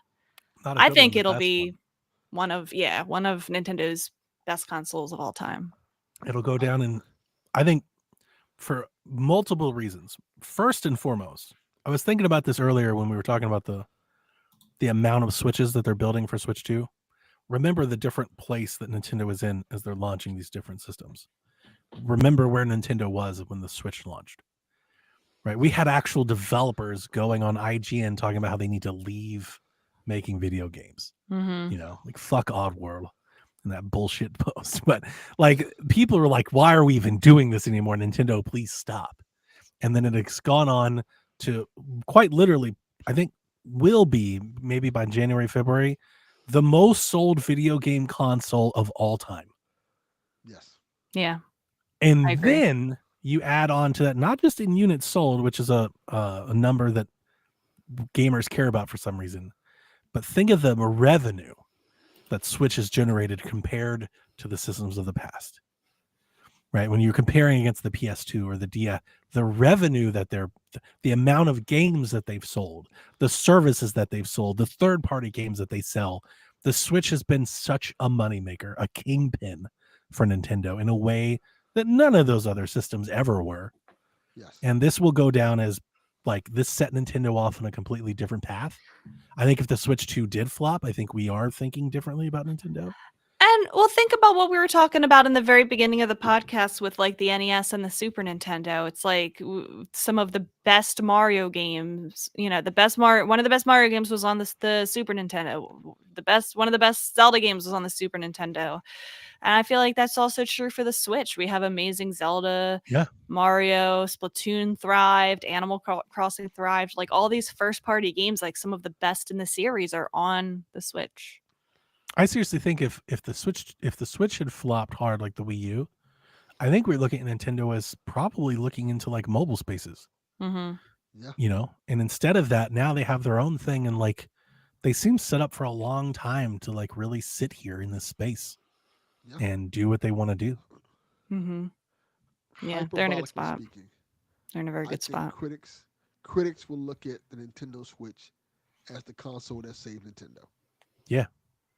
In terms of how bad people were talking about, Nintendo should probably just become a third party developer. They're like, we should just like not do this anymore. To now, they're like, no, Nintendo is the best. They are the ones who are leading the game. They're the leaders again. Yeah, it's been a while since they were the leaders. Yeah, and they did it definitely where they've situated themselves. They did it with underpowered hardware, making games that weren't chasing ray tracing. Yep. 4K and all they've really, people are like, we can't make games, it's not profitable. Nintendo's like, hold my beer. Like, fucking we'll show you how. So much that there was a time people like, handheld gaming is kind of out of there. Unless it's it's the 3DS, but now everybody's like making their own handheld console. Now people are like, hey, PlayStation, make your own handheld console again. Like Nintendo brought it back. Everybody wants everyone to make a Switch. Make a Switch and have their own dock and everything. Switch is the standard. That's dope. Mm-hmm. Yeah, it'll have a very long-lasting legacy. Murakami asks us, what are the host's favorite Thanksgiving foods? Thanksgiving is this week. Yeah. I didn't ask. But do you guys have any problems recording next Sunday? Okay. Fine. I was like, I should have asked. I didn't. I'm traveling on Saturday, but I'll be home on Sunday. Okay. I like cornbread, rolls, mashed potatoes, macaroni and cheese, stuffing, turkey. I like stuffing, especially pineapple stuffing. It's so good. And mac and cheese and yeah. Banana pudding, sweet potato pie. He went right to dessert. Yeah. That's stuff pie. I had apple pie last night. It was really good. Apple pie. Banana pudding is the. I'm usually a pumpkin pie banana pudding guy. Yeah. My aunt, she used to when she was alive, we'd have Thanksgiving with her, and she would make like 2 or 3 sweet potato pies for me, like the whole pie for me, and she'd make a whole pan of banana pudding for me. That's amazing. He's like, tell everybody, don't touch this. This is for Delvin. And she'd be like, are you gonna share with the kids? I'm like, absolutely not. No, this is mine. Like, no, they get their own. That's what we did. That is amazing. I love that. Lots of good Thanksgiving foods. Hey Corsi asks us, hello Shaq, 2 questions for you. What do you think prevented Nintendo from releasing Wind Waker and Twilight Princess during the Switch generation? Also, where does Switch Online go from here? How can Nintendo handle DS or even the Wii? It's a lot of questions there. What prevented them from? I don't think they needed it. Do you think that they, like we have long suspected, that they have it in their pocket, and eventually it got to the point where they're like, let's just save it for the Switch 2. Exactly. Like when we need it, we can use it now. And I think they have so much stuff coming out, especially in terms of Zelda games. Like we don't need this right now. We can just We didn't hold on to this one to next time. we didn't know that Echoes of Wisdom was a thing at the time when we were all speculating that they would drop the remasters. Had we known that, I think that speculation would have completely dried up and gone away, right? Yeah. There was this whole thing like, of course they're going to release it because they don't have a Zelda game. It's like, but they do have a Zelda game. We just didn't know about it, but they had one the whole time. Mm-hmm. Two thoughts. There was that theory where somebody said that if the Switch could do 4K, that you could potentially use one or both of those games to demonstrate that, the Switch 2. And they'd be the first Zelda games in 4K. And the closer we get to Switch 2's launch, I still have no idea if it's going to target that at all. But that theory has some viability. It's plausible. Yeah. But I think you're right, Delvin. I think we never really got to the point where they needed those ports, that they had a window for them. And then we have Tears of the Kingdom that just came out. You have to think we are a significant time away from the next mainline Zelda game. 5 years, right? At least. So you're probably looking at a time where, well, if we hold these games, that'll give us some Zelda titles that we can release on Switch 2 to hold us over. Yeah. You know, I feel like there was a period when Skyward Sword came to Switch. Anuma was really talking about like it's in 60 frames. Like it's like kind of the first times we've really seen them talk about like performance with like a Zelda game that I can remember. So like that 4K thing, I can't let that go because there is something there that I could see them come out and like that's a new marketing beat for those games. It's not we're just bringing them forward. It's we're making them new. It's in 4K. Like it's a new significantly better in some way. Yeah. It's not Yeah. just a port of like, yeah. Yeah. And if you're like, let's say however they're doing this upscaling or the new chip or whatever, I'm trying to get too into the hardware. If you're going to demonstrate the performance of a new system, you probably can't pick an easier game to do that with than Wind Waker. Yeah. You know, so like there's something there. There are parallels where that lines up somewhat. I also noticed that Nintendo doesn't port Zelda games just for the sake of porting them to a new system. Like, look at Skyward Sword. They redid the entire controls so that it would work without motion. You know, Wind Waker got completely overhauled graphics the first time that it was done in HD. Same with Twilight Princess. It looked significantly different. It looked brighter. It performed. You know, it was better in every way. Same with Ocarina of Time. Like all of them are significantly changed and better. And they also like they may reserve or save some and drop them for anniversaries. Mm-hmm. You know, they just don't drop them just because we have a year where we don't have something. Like that's seldom the deal. Mm-hmm. Yeah. And we still got a lot of Zelda games on Switch. I was just doing a quick look. You got Age of Calamity, Skyward Sword, Echoes of Wisdom, Tears of the Kingdom, Breath of the Wild, Cadence of Hyrule, Echoes There's of Wisdom. Ton of them. And that's not including the NSO games. Mm-hmm. Yeah, that's a lot. Yeah. Yeah. We said, where does Switch Online go from here? Nintendo. So I'll at least address the last one.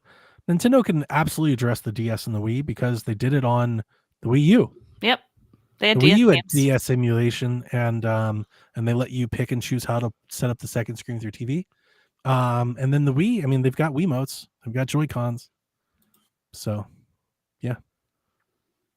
I agree. Gags asks us, does Metroid Prime 4 have online multiplayer? I could see it having a multiplayer mode. I mean, Prime 2 had a multiplayer mode. Why not put this online? Nintendo's really into online multiplayer these days. They generally want to have something. It's like kind of like this, like the Switch's thing. They kind of bring in online multiplayer to all of their games. Mm-hmm. They're slowly, glacially, but moving away from the dependency on couch co-op. So I would expect them to have something even if it's like a blast ball, something. Like I would expect them to have something. Yeah, I agree. I think they will too. I do too. I don't know if it's going to be Halo Deathmatch, which is what I think people are expecting.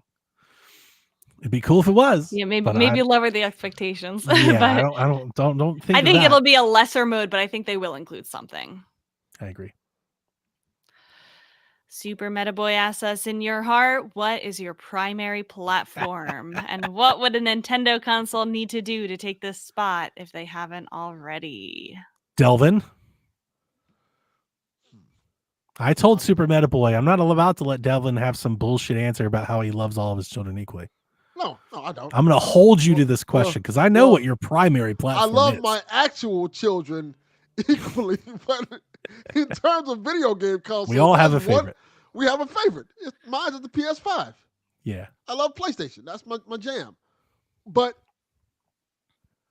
the Switch has a special place in my heart because it's just a fucking awesome console. Don't lie. Like I wish PlayStation would be as ambitious as Nintendo is with their consoles and the things they do. Like if PlayStation was to make like a Switch-like console, I'm like, this is dope as shit. Mm-hmm. But no, only they did Switch the PS5 Slim. That's the Switch Lite. No, theirs was the Portal. We don't give you that. That's true. That's the what they Switch. The Switch is cozy and it's familiar and it's it feels like home playing it. Yeah. Curl up on the couch and play on your Switch. I that's definitely my primary platform. I've always appreciated Nintendo because Nintendo, as opposed to PlayStation and Xbox, with PlayStation and Xbox, I feel like you can own one of those consoles and not need the other one. Whether you're an Xbox fan or a PlayStation fan, no matter. You can own one and not need the other one. I feel like I have to have a Switch or a Nintendo console as the secondary console. So it's always like PlayStation, Switch, or Xbox and Switch, or some combination. But Nintendo is in the combination because it's just so unique. You have to have the Mario games, you have to have the Smash games, you have to have the Zelda games. It's just their catalog of games is unmatched. Mm-hmm. Johnny? Yeah, my primary platform is Nintendo. It's the only system I have physical games for. It's the only thing that it's the only thing that like I value buying games for. Like my Switch games mean more to me. I've bought way more. I actually looked it up the other day. I didn't know that you could, but you know, like when you go into like your Switch library to like re-download things, there's like a thing that tells you how many things are up there. Like it's like 506 like whatever. I think I've bought like over 500 Switch games. Oh my god. Oh yeah, it was crazy. Like and I don't think that number, because I think that number also may count DLC and stuff separately, but it just gives you like a total list that's in the thing. Now, will you on day one on the Switch 2 be able to re-download all of those games on your Switch 2? I think so. But like I've brought up before, like I have my little case here where I have all of my cartridges and my little Switch things, and like I value it. I value it. And there's lots of times where I've wanted my Switch to be more. Like I wanted the Switch Pro, so I found the Ally and I started doing that. And I do buy games everywhere else, and I have Game Pass, and some games I buy twice. But I always I don't really own the game until I own it on Switch. Like that happens so often. And then you see me, I double buy games all the time. Right? I bought Shadows of the Dam, I bought Lollipop Chainsaw. Where did I buy them first? Switch. Yeah, that's what matters to me. Like that is my platform. This whole Xbox thing that they're doing, where everything is an Xbox, like fuck yeah, then put all of my Xbox games on Switch and I'll buy them there and I'll never have to think about Xbox again. So for me, yeah, the primary platform is an easy one. My only thing is, the only time that it wavers is I do wish often that the Switch was the best platform to play those games. And so often it's not. So I'm really hoping with the Switch 2 it will. And I expect that it will. And I think when that happens, I'll probably sell my Ally. Because at that point, it will have served its purpose. It will have gotten me to the Switch 2. But once I get to the Switch 2, I won't need it anymore. Yeah. Kyle the Pug. Fuck you, Kyle the Pug. asks us, what is one game of 2024 that you had all the hype for this year, but turns out it just didn't click for you after you bought that said game? For me, I thought I would just like blaze right through the Plucky Squire, and I didn't. I got to get back to that one. I've been kind of convinced to not go back to it. People are telling, like, kind of talking it down and saying like it's like very kiddish and not very difficult and not very worth it in the end. Bummer. It is a bummer because I love the art style so much. Yeah, I got distracted and playing other things, which I knew was going to happen. Just bad release timing. Yeah. I played it for a couple hours, and I really was enjoying the couple hours that I played. So me too. I'm definitely going to go back to it. Like I'm going to go back to it. Probably in the it's short enough that like I probably just should. Yeah, because I was digging what I was doing. The game for me is easily Penny's Big Breakaway.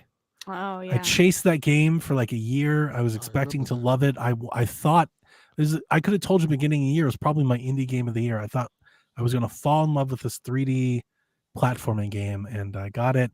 And I've stopped and started it a couple times since buying it, and it just, for whatever reason, I'm just not that into it.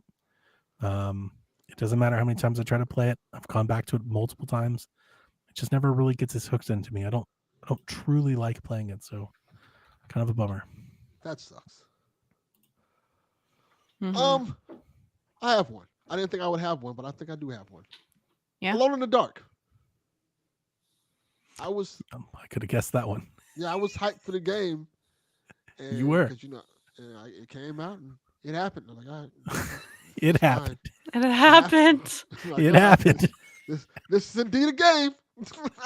Yeah. I tried to warn you every step of the way. Like, don't do this. Yeah, not good. It has David Harbour in it. And I'm like, this has the potential to be good. And like, no. Yeah. It's just there. It's not terrible. It's just mediocre. Yeah. It's fine. There's other games that come out this year that's amazing that I can play. Mm-hmm. That is not one of them. TPR asks us, I think I just copped the best deal I've found in a while. 3DS XL new model for $60, including the charger. I'm so hyped. I haven't had a 3DS in over a decade. That is a great deal, TPR. It is. Good job. Yeah. Which one? Yeah. Now I want to know which 3DS did you get? It doesn't sound like it's a new 3DS model. Oh, he did say he new says 3DS. New one. Yeah, I'm new wondering, 3DS like, XL. Is it the red one, the blue one? Is it a special edition? Like, which one? Yeah. Even just a regular edition Sure. for $60 is a really good deal. You Yeah. can't even get My first one, 2DS. My first one was a red one. Yeah. And then I got the gold one. I had so many. Yeah. He wants to know, what is your favorite secondhand gaming finds you caught? I mean, I've always told the same story. You guys have heard it before. I'll give you the very short version. When we first moved here, I went to the dentist downtown in the town that I live in Dallas, Georgia, and there was a thrift shop there. And there's a lot of, like, in these old Georgia towns outside the city, you'll find these like secondhand stores a lot. And it's not like, it doesn't say thrift store, it's just a store. They sell like used stuff. And they had a used bottle of Listerine, like a half a bottle of Listerine you could buy for 50 cents. This is the type of stuff you'll see at stores like this. Yeah. Which is why I always say that, because I'll never forget it. And then I walked into the back and they had a video game section. Oh my God. And they had a stack of GameCube games, like 30 of them for $5 each. Half of them were sealed to include Wind Waker, the Zelda Master Collection, the Resident Evil 4 Steelbook Edition, like literally all the ones you think of. They were all, it was like a GameCube collection, and they were listed for $5 each. And I literally, without saying a word, I lifted the entire stack. I walked right over. I paid, I think it was like $65-$75 or whatever. Wow. Walked out the door and went home thinking I had just had like the find of a lifetime. I will never, nobody will ever find a deal like that ever again. Like the time and place, we're talking maybe 10 years ago, what retro gaming has become, what collecting has become, through the roof. right? Like you'll never find these like something like that again at like a yard sale. Right. No. Everybody, you could just Google and see how much these games are worth. Nobody's ever going to sell them like that again. That's crazy. And we went to a local retro game shop because I didn't have a GameCube, and I was like, I need a GameCube, and I showed him the stack. There were multiple sealed Zelda games, so I gave him one of them in exchange for 2 GameCube systems. And Jack was a baby. They gave Jack was crying. He wanted this Yoshi. There was like a Yoshi plush on the wall, and he wanted it. And Victoria wanted like a poster. Like essentially, they just let my kids. They were like, in exchange for the sealed game, Wow. your kids can just like take whatever they want. So I got like these 2 GameCubes, and the kids got like posters and a hat and a Yoshi's, like some bullshit, like That's toys. amazing. Yeah. And we came home and I turned it on and I got them all hyped. I was like, guys, you have no idea what we just got. Like, this is incredible. And of course, the collectors are going to hate this. I started opening the games. I was like, I don't give a shit that they're sealed. Like, I'm here to play. I started playing the games and my kids hated them. They hated them. They were like, why does it look like that's literally Victoria's words.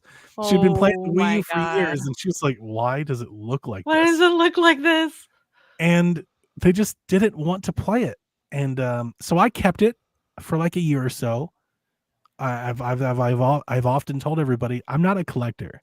Like, to the things that I have and I keep, I'll have them because they're collectible or valuable. That's not why I have them. I'm not trying to complete a collection or anything. So after a year of them sitting there not doing anything, I sold them. I sold the whole thing, I think, for $500. So I definitely got my money back and then some. But Jack's like, oh, you should have kept them. And I was like, yeah, you hated them. Like, you didn't. I'd rather, like, if I want to play GameCube games, right, I'll either buy like remakes or remasters, or like I have my little drive. You know, I don't need, like, I'm not trying to keep all the boxes and things like that. That doesn't do anything for me. So I ended up selling them. But when I tell people that, they're always like, why did you sell it? You had, like, it's just not my gig. Now my 64 stuff, on the other hand, it is my gig. I do have those because I still get a great deal of joy punching that cartridge in, flipping the button on, you know, like that. There's something to that, you know, blowing the cart, having that's a part of the experience. Putting a disc in the thing is not, it's not the same. It's not the same. It's not. That's like, I don't want Nintendo to ever go to CDs. Me neither. Like, I want my hate cartridges, it. man. I like the cartridge. Even the little Switch ones where you don't, blow on it. Like, I don't know. It's just so much better. Like, and I feel like they don't break as easily, or they don't get like scratched or smudged, or like. I think it's like satisfying to put it in. It's like the vinyl thing. It feels, it's not throwable. Like, it's not throwawayable. Yeah. Yes. Right. You know, it's like somebody made it. It's engineered. It feels like a product. A CD feels like a thumb drive or something, like you just get rid of it. You could just throw it away. It feels disposable. It's the word I was looking for. It's like there's just data on it, whereas like the Switch cart, it's like the game is in here. Yes. Yes. Exactly. Right. Exactly. It like makes no sense, but it also makes so much sense. Yep. Yeah. Okay. That's a really good deal. TPR. I love my 3DS. Andy P asks, Hang on. Did you guys have any good deals? Not like yours. Oh, well, it can still be a good deal. Well, I've told mine before. I've had several like that. I think the best ones I've had was I got like a 360 for like $20. Nice. I got a PS3 for like from the same thrift store. A PS3 from $20 as well. They was ready to get rid of it. And famously, I got a Game Boy Color for like $10 at a pawn shop. Nice. That's great. The Pokemon one. I feel like we're not getting the deals that we used to. No. Like, this Black Friday is kind of depressing, and you're like, here's the deal, and it's like, it's $45. Like, that's not a deal. Yeah. Like, we used to get games that came out like a year ago on Black Friday. You pick up for like $8. All that shit's like $29.99. Is like I'm like, oh, like it's even harder to find like the $20 game is getting few and far between these days. Yeah. Unfortunately.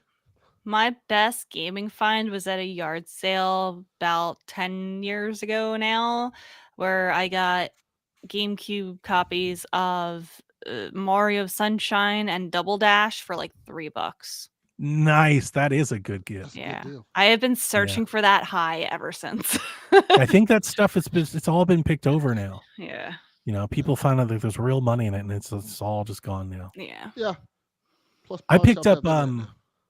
I'm going to talk about it in the next week's show.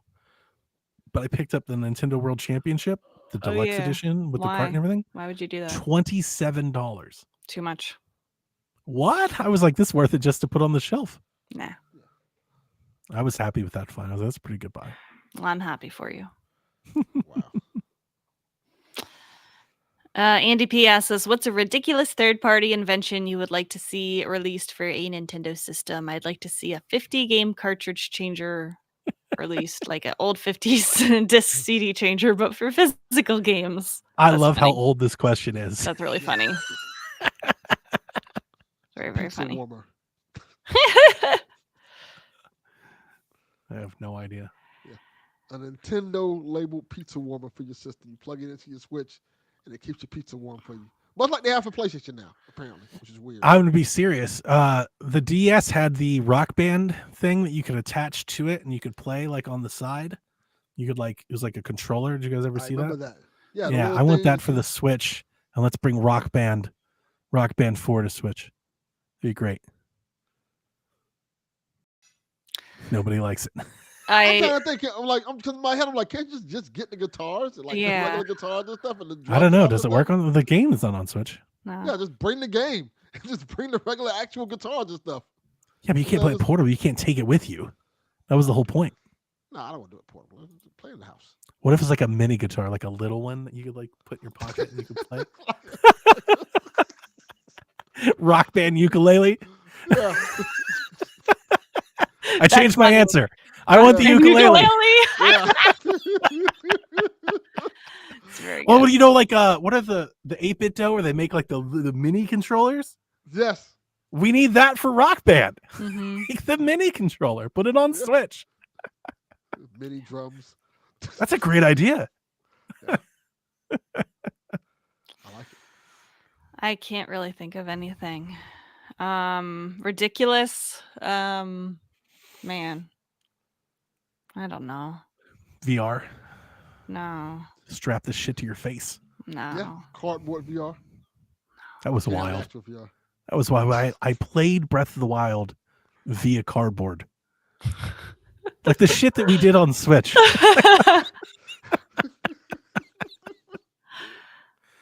They had that shooting game where you had like the gun, the Labo gun. I was for sure we were going to be able to like have a whole Splatoon thing with that. And it would have been awesome. And we just didn't do it. That gun was legit. It was super fun. hmm I don't think I want anything. I want to play Doom with Labo. That could work. Yeah. I want more Zelda games. That's what I want. Jeez. In Labo, No, not in Labo. Link's crossbow training too. No. Let's go, baby. I was thinking of Miyamoto with the sword and the shield. It's like we're bringing back motion controls, baby. No! Get the Joy-Con. If the Switch 2 is anything like the Wii, I will launch myself off a cliff. Switch you. Yeah, I like it. Indie Techno asks us, new Switch is called, pick one of these. Switch 2, T-O-O. Fuck Switch no. U, Absolutely not. with a U. Or Switcheroo. Those are some of the worst goddamn things I've ever heard in my life. So somehow Switcheroo is the best option here. This sounds like a Splatfest. Yeah, this is- Switch 2, Switch my U, God. or Switcheroo. Every time we get a Splatfest, it's like nobody likes any of the answers. You're like These are choosing the horrible. least. It's like Switcheroo, I guess. I don't really feel strongly one way or the other. Man. We're not picking Switch 2. We're not Yeah, picking right? Switch No. U. Like we can't, No. right? That we cannot pick that. You can't pick Okay, Switch then U. I'm going Switch you. No, going are you Switch U too. crazy? At least What's it's wrong- at least What's it's on wrong brand. with Switcheroo? What's wrong At with least it's Switcheroo? on brand. That is Tell me also tell me what's wrong with it. a lot. It sounds like a cartoon. Yeah. That's what's wrong with it. At least the Switch U is on brand. I refuse to walk in the store and ask for a switcheroo. Can I have a switcheroo? Let me. Get All the right. fuck out of here. All right, we're gonna make this. We're gonna make the same mistakes all over again. Yeah. Here it is. Here's the commercial. The Switch U is announced. Somebody comes and docks the Switch, right? You dock the Switch, the pots on the TV screen, things we've always seen, and then you pick up the Pro controller that has a screen in it, and you can play like Nintendo Land. Yes. Boom, And Switch U. We did it. There's not they don't put a good game on the system until 2028. Until 3 years later. No. Switcheroo. No. Absolutely not. Switcheroo. I would be scared to walk in the store. They might think I'm asking for a hand job or something like that. I have a good old switcheroo. What the hell? Sir, get out of my store. Delvin. That's what it sounds like. It's Delvin, no. That's an awful name. What stores are you going into? Delvin. GameStop apparently. GameStop. I Delvin. I didn't know GameStop offered that service. Can I get the old switcheroo? Miami's different, man. What? Y'all got that switcheroo? I'm calling. Would you like to pre-order? I'm calling the police, sir. The police leave my store. Wow. No, terrible. God. Should we move on? Yes. This is a good time to go to the next question. Mathman asks us, there are reports that Nintendo will have several more units for the launch of the Switch successor, just like you were saying that rumor, Donnie. Yeah. How much of a difference do you think this will really make? A huge difference. Yeah. I mean, I'll say the same thing I said earlier. Think of the different place Nintendo will be in February than they were when the Switch launched. When the Switch launched, it honestly, coming off the Wii U, demand was an all-time low. Right? You could get by. And then think about where they'll be now. Having sold 150 million Switches, you probably couldn't have a bigger base to sell the Switch to too. And then think of the environment. Think of the scalpers and the bots and the struggle that getting a PS5 was, right? And you apply that to what a Switch 2 could be. And it's important that Nintendo tries to outproduce demand at the start. I think that's very important. But there are going to be scalpers. There are going to be a lot more scalpers. Mhm. We're going to have to fight the bots. Mhm. Yeah, Yeah, we're going to have to fight them. I feel like it's going to be even worse. Like bots and scalpers have gotten to be an all-time high. Yes. It's really And bad. people know that this system is in high demand. That's the thing. Yep. Can't fight the machines. They're faster than we are. Yes. I'm hoping that stores do like a lot of in-person orderings and things. They need to hold like allotments and make people physically like walk in and buy things. Yeah. NSO subscription. That's another That could work. alternative. Make people subscribe to buy. Have limits. I don't think Nintendo's going to go the PlayStation path where they start trying to like take orders directly. Yeah. No, I don't think so either. No. So I think what it's going to be is going to be like Walmart is going to be like, we've got Switches, but you have to be a member to buy, and Walmart Best Buy will Plus do the same subscriber. thing, and GameStop. Yeah. That seems to be like the new thing is subscribe to us for a chance to buy the thing you want to buy. Not even a guarantee, just a chance. Mhm. Right. Just the opportunity. Right. Like that test game that they did. Like it's like not Yeah. everybody could do it. It was like sign up and you get a chance to do it. Yep. Yeah. I think we'll get one, but I think it'll be tough at first. If they are making 8 million of these, that's a lot for a launch. They might be preparing for like a scalper situation to make it so that like they can't. Exactly. And even if they do, like we're seeing that now with the PS5 Pro. Not sure if anybody's been following that, but scalpers bought up a lot of PS5 Pros, but the PS5 Pro isn't selling that well. No. So they just have them. Nobody's buying them. So they're actually having to lower the, like people are talking about, their articles written about it. The prices on PS5 Pros are coming down on eBay Mhm. because they can't sell, or they're bundling them. You get a PS5 Pro with like extra controllers and stuff. Yes, Because because the, yeah. they didn't Well, yeah, play the because market. every scalped console is money that Nintendo is not getting. I mean, they still sell the console. They sell the console. Yeah, but it's just- that they do, but they could be selling it like directly to the person. Like once it's course. scalped, like Of Yeah. course, and that's the thing. If there's only 2 million, then you worry that they could buy up enough stock. But if they can make 7 or 8 million, there should be stock around. yeah. Yeah. Gags asks us, does the Switch 2 finally ditch the friend codes for a more modern online friend system? R.I.P. Absolutely Nintendo. not. No. R.I.P. Nintendo Switch Online app, he says. No.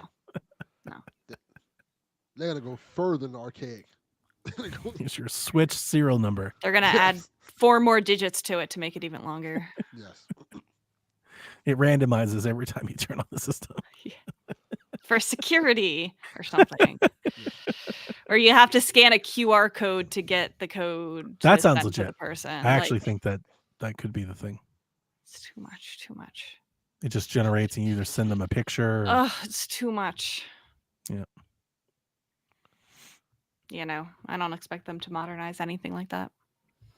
Nope.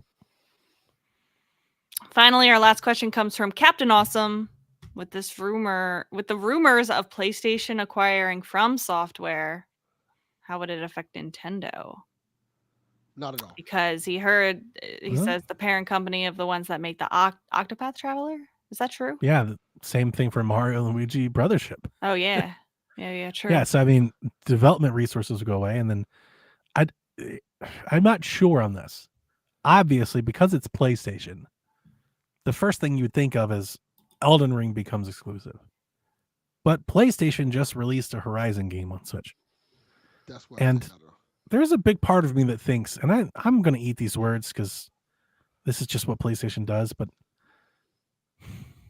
I'm going to eat these words. I think PlayStation buys FromSoft and just leaves them alone. I think PlayStation is fine with FromSoft being everywhere except Xbox. I don't think even that's going to happen. I think FromSoft just going to make their games and just take the money from it.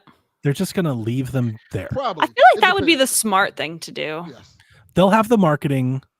They'll have all the trailers. It'll all be PlayStation logoed.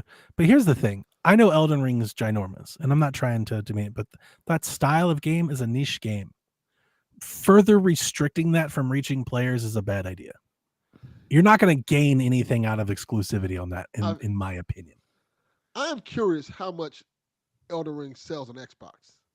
Right. That is a big. What are you really? You already have the Mhm. market. Like you already market, have the player. What are you really accomplishing by that? Yes. That like having the marketing and the trailers and everything isn't already accomplishing. And they're not just buying FromSoft. They're buying Kadokawa, which has all of these anime franchises and IP and things. So I kind of think FromSoft is just going to be like, look, as long as you're profitable, just keep doing what you're doing. Like you're doing great things. And like if they do a Bloodborne thing or something, like that'll be exclusive. But I think FromSoft proper will just be left alone to do what they're going to do. So I at least that's how my read on the situation. And then everybody just make me eat those words when PlayStation's like, no, it's exclusive. When it doesn't. Oh my God. But I kind of just don't see, there's no reason to. There's no benefit. Being petty.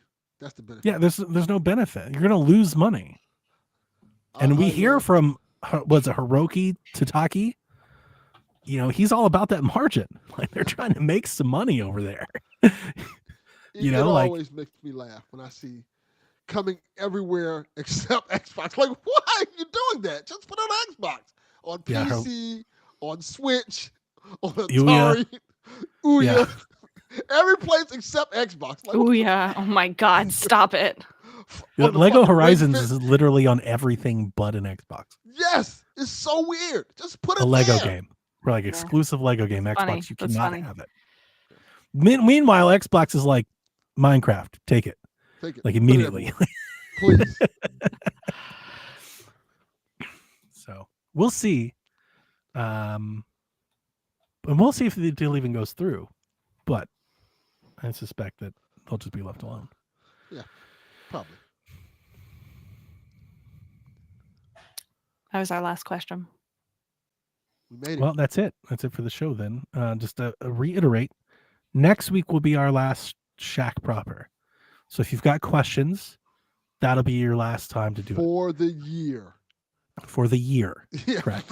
Last What shot. am I It was gonna do for all of December? One of the people put in the Rest. chat that was a long time. It's like I actually didn't think it was that long It's so long. because we'll have our show on the 7th, which means we'll go the 14th, the 21st, and the 28th. It's 3 weeks before we That's come like back. going without therapy.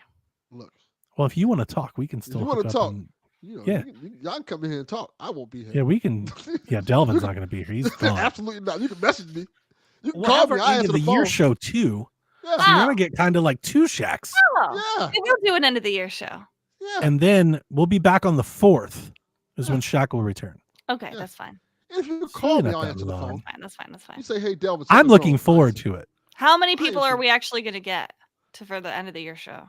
Well, I posted in the Discord 4. the day we were doing it, and like 8 people said that they were going to be there, but Us- we'll see. Wait, Us I didn't 3 and see TPR. it. That's just gonna be. Yeah, we'll see. I don't expect it. Oh, and Haley. Oh, Can Haley's Gar- going to be Can there Garrett come? if Garrett wants to. She's not invited. What? No Garrett's allowed. Sorry. If he wants to. Of course. But yeah, we'll be back on the 4th. I'm looking forward to it. I've gotten really used to doing this. This is all Delvin's thing. Since Delvin joined, he was like, we should take time off. Yes.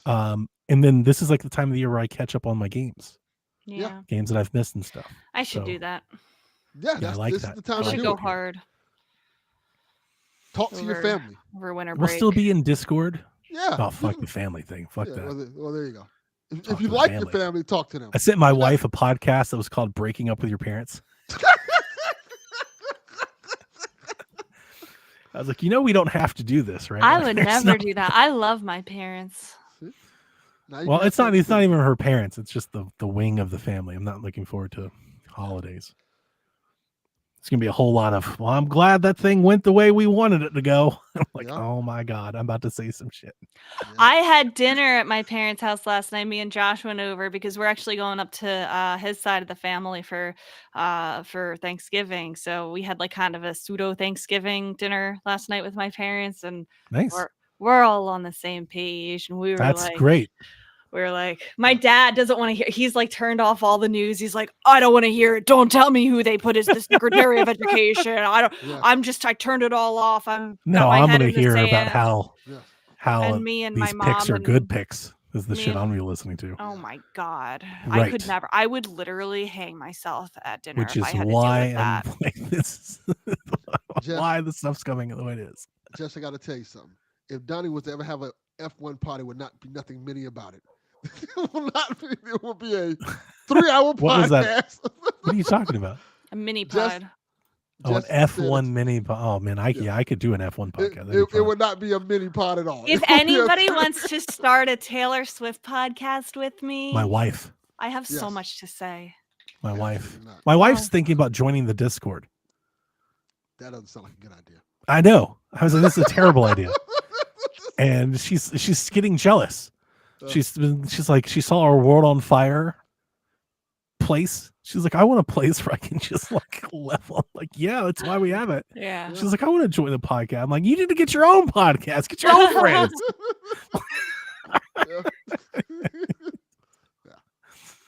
I don't. Where are we recording Game of the Year pod? Or when? When are we recording? At our houses.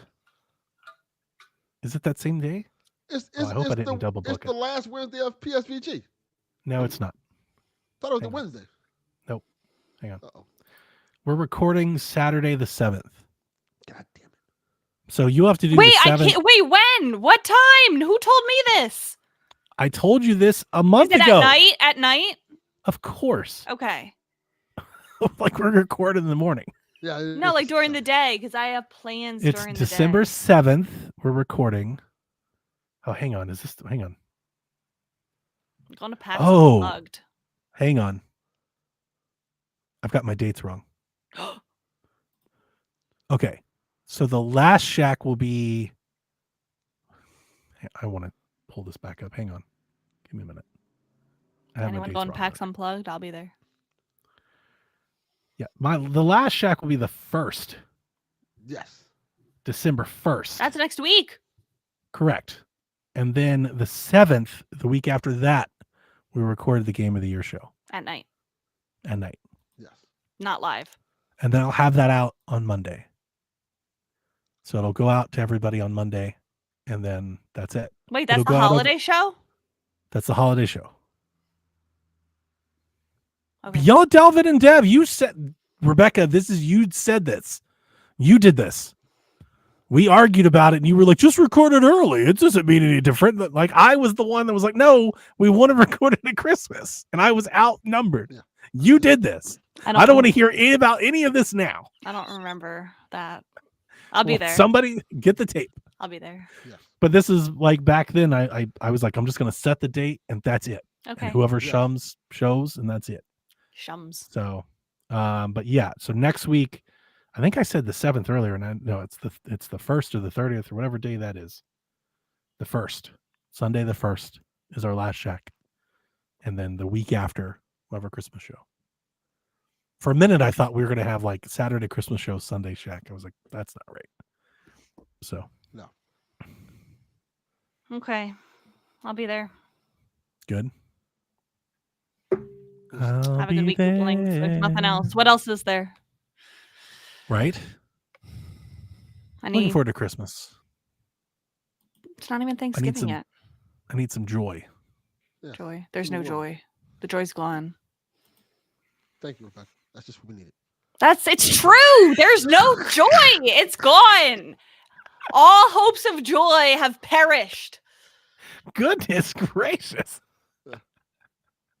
Everybody told me I was dark. She went full metal. All over joy. It's perished in the dark lands. G-Man says you set the 9th of December. Oh, I'm not mad at the 9th of December. It releases the 9th. That's the Monday, right? That's the Monday? Because we're not going to record it live. It won't be live. Yeah, we never do the Christmas show live.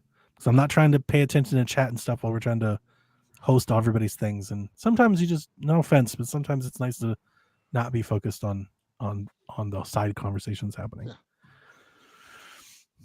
So we'll record, and then we'll schedule to publish all at the same time. It'll go out across all feeds. Correct. It'll go out on YouTube and all the things, and that'll be it for us. And then from the 9th on, you're on your own with no hope and joy, according to Rebecca. You're on your own, kid. You always have been. Yeah. Play Neva.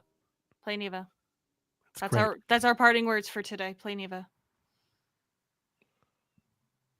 Peace. Switcheroo. Oh my. Whenever you're ready. All right. This is Frederick from Fire Emblem Awakening. And I forgot the line already. What?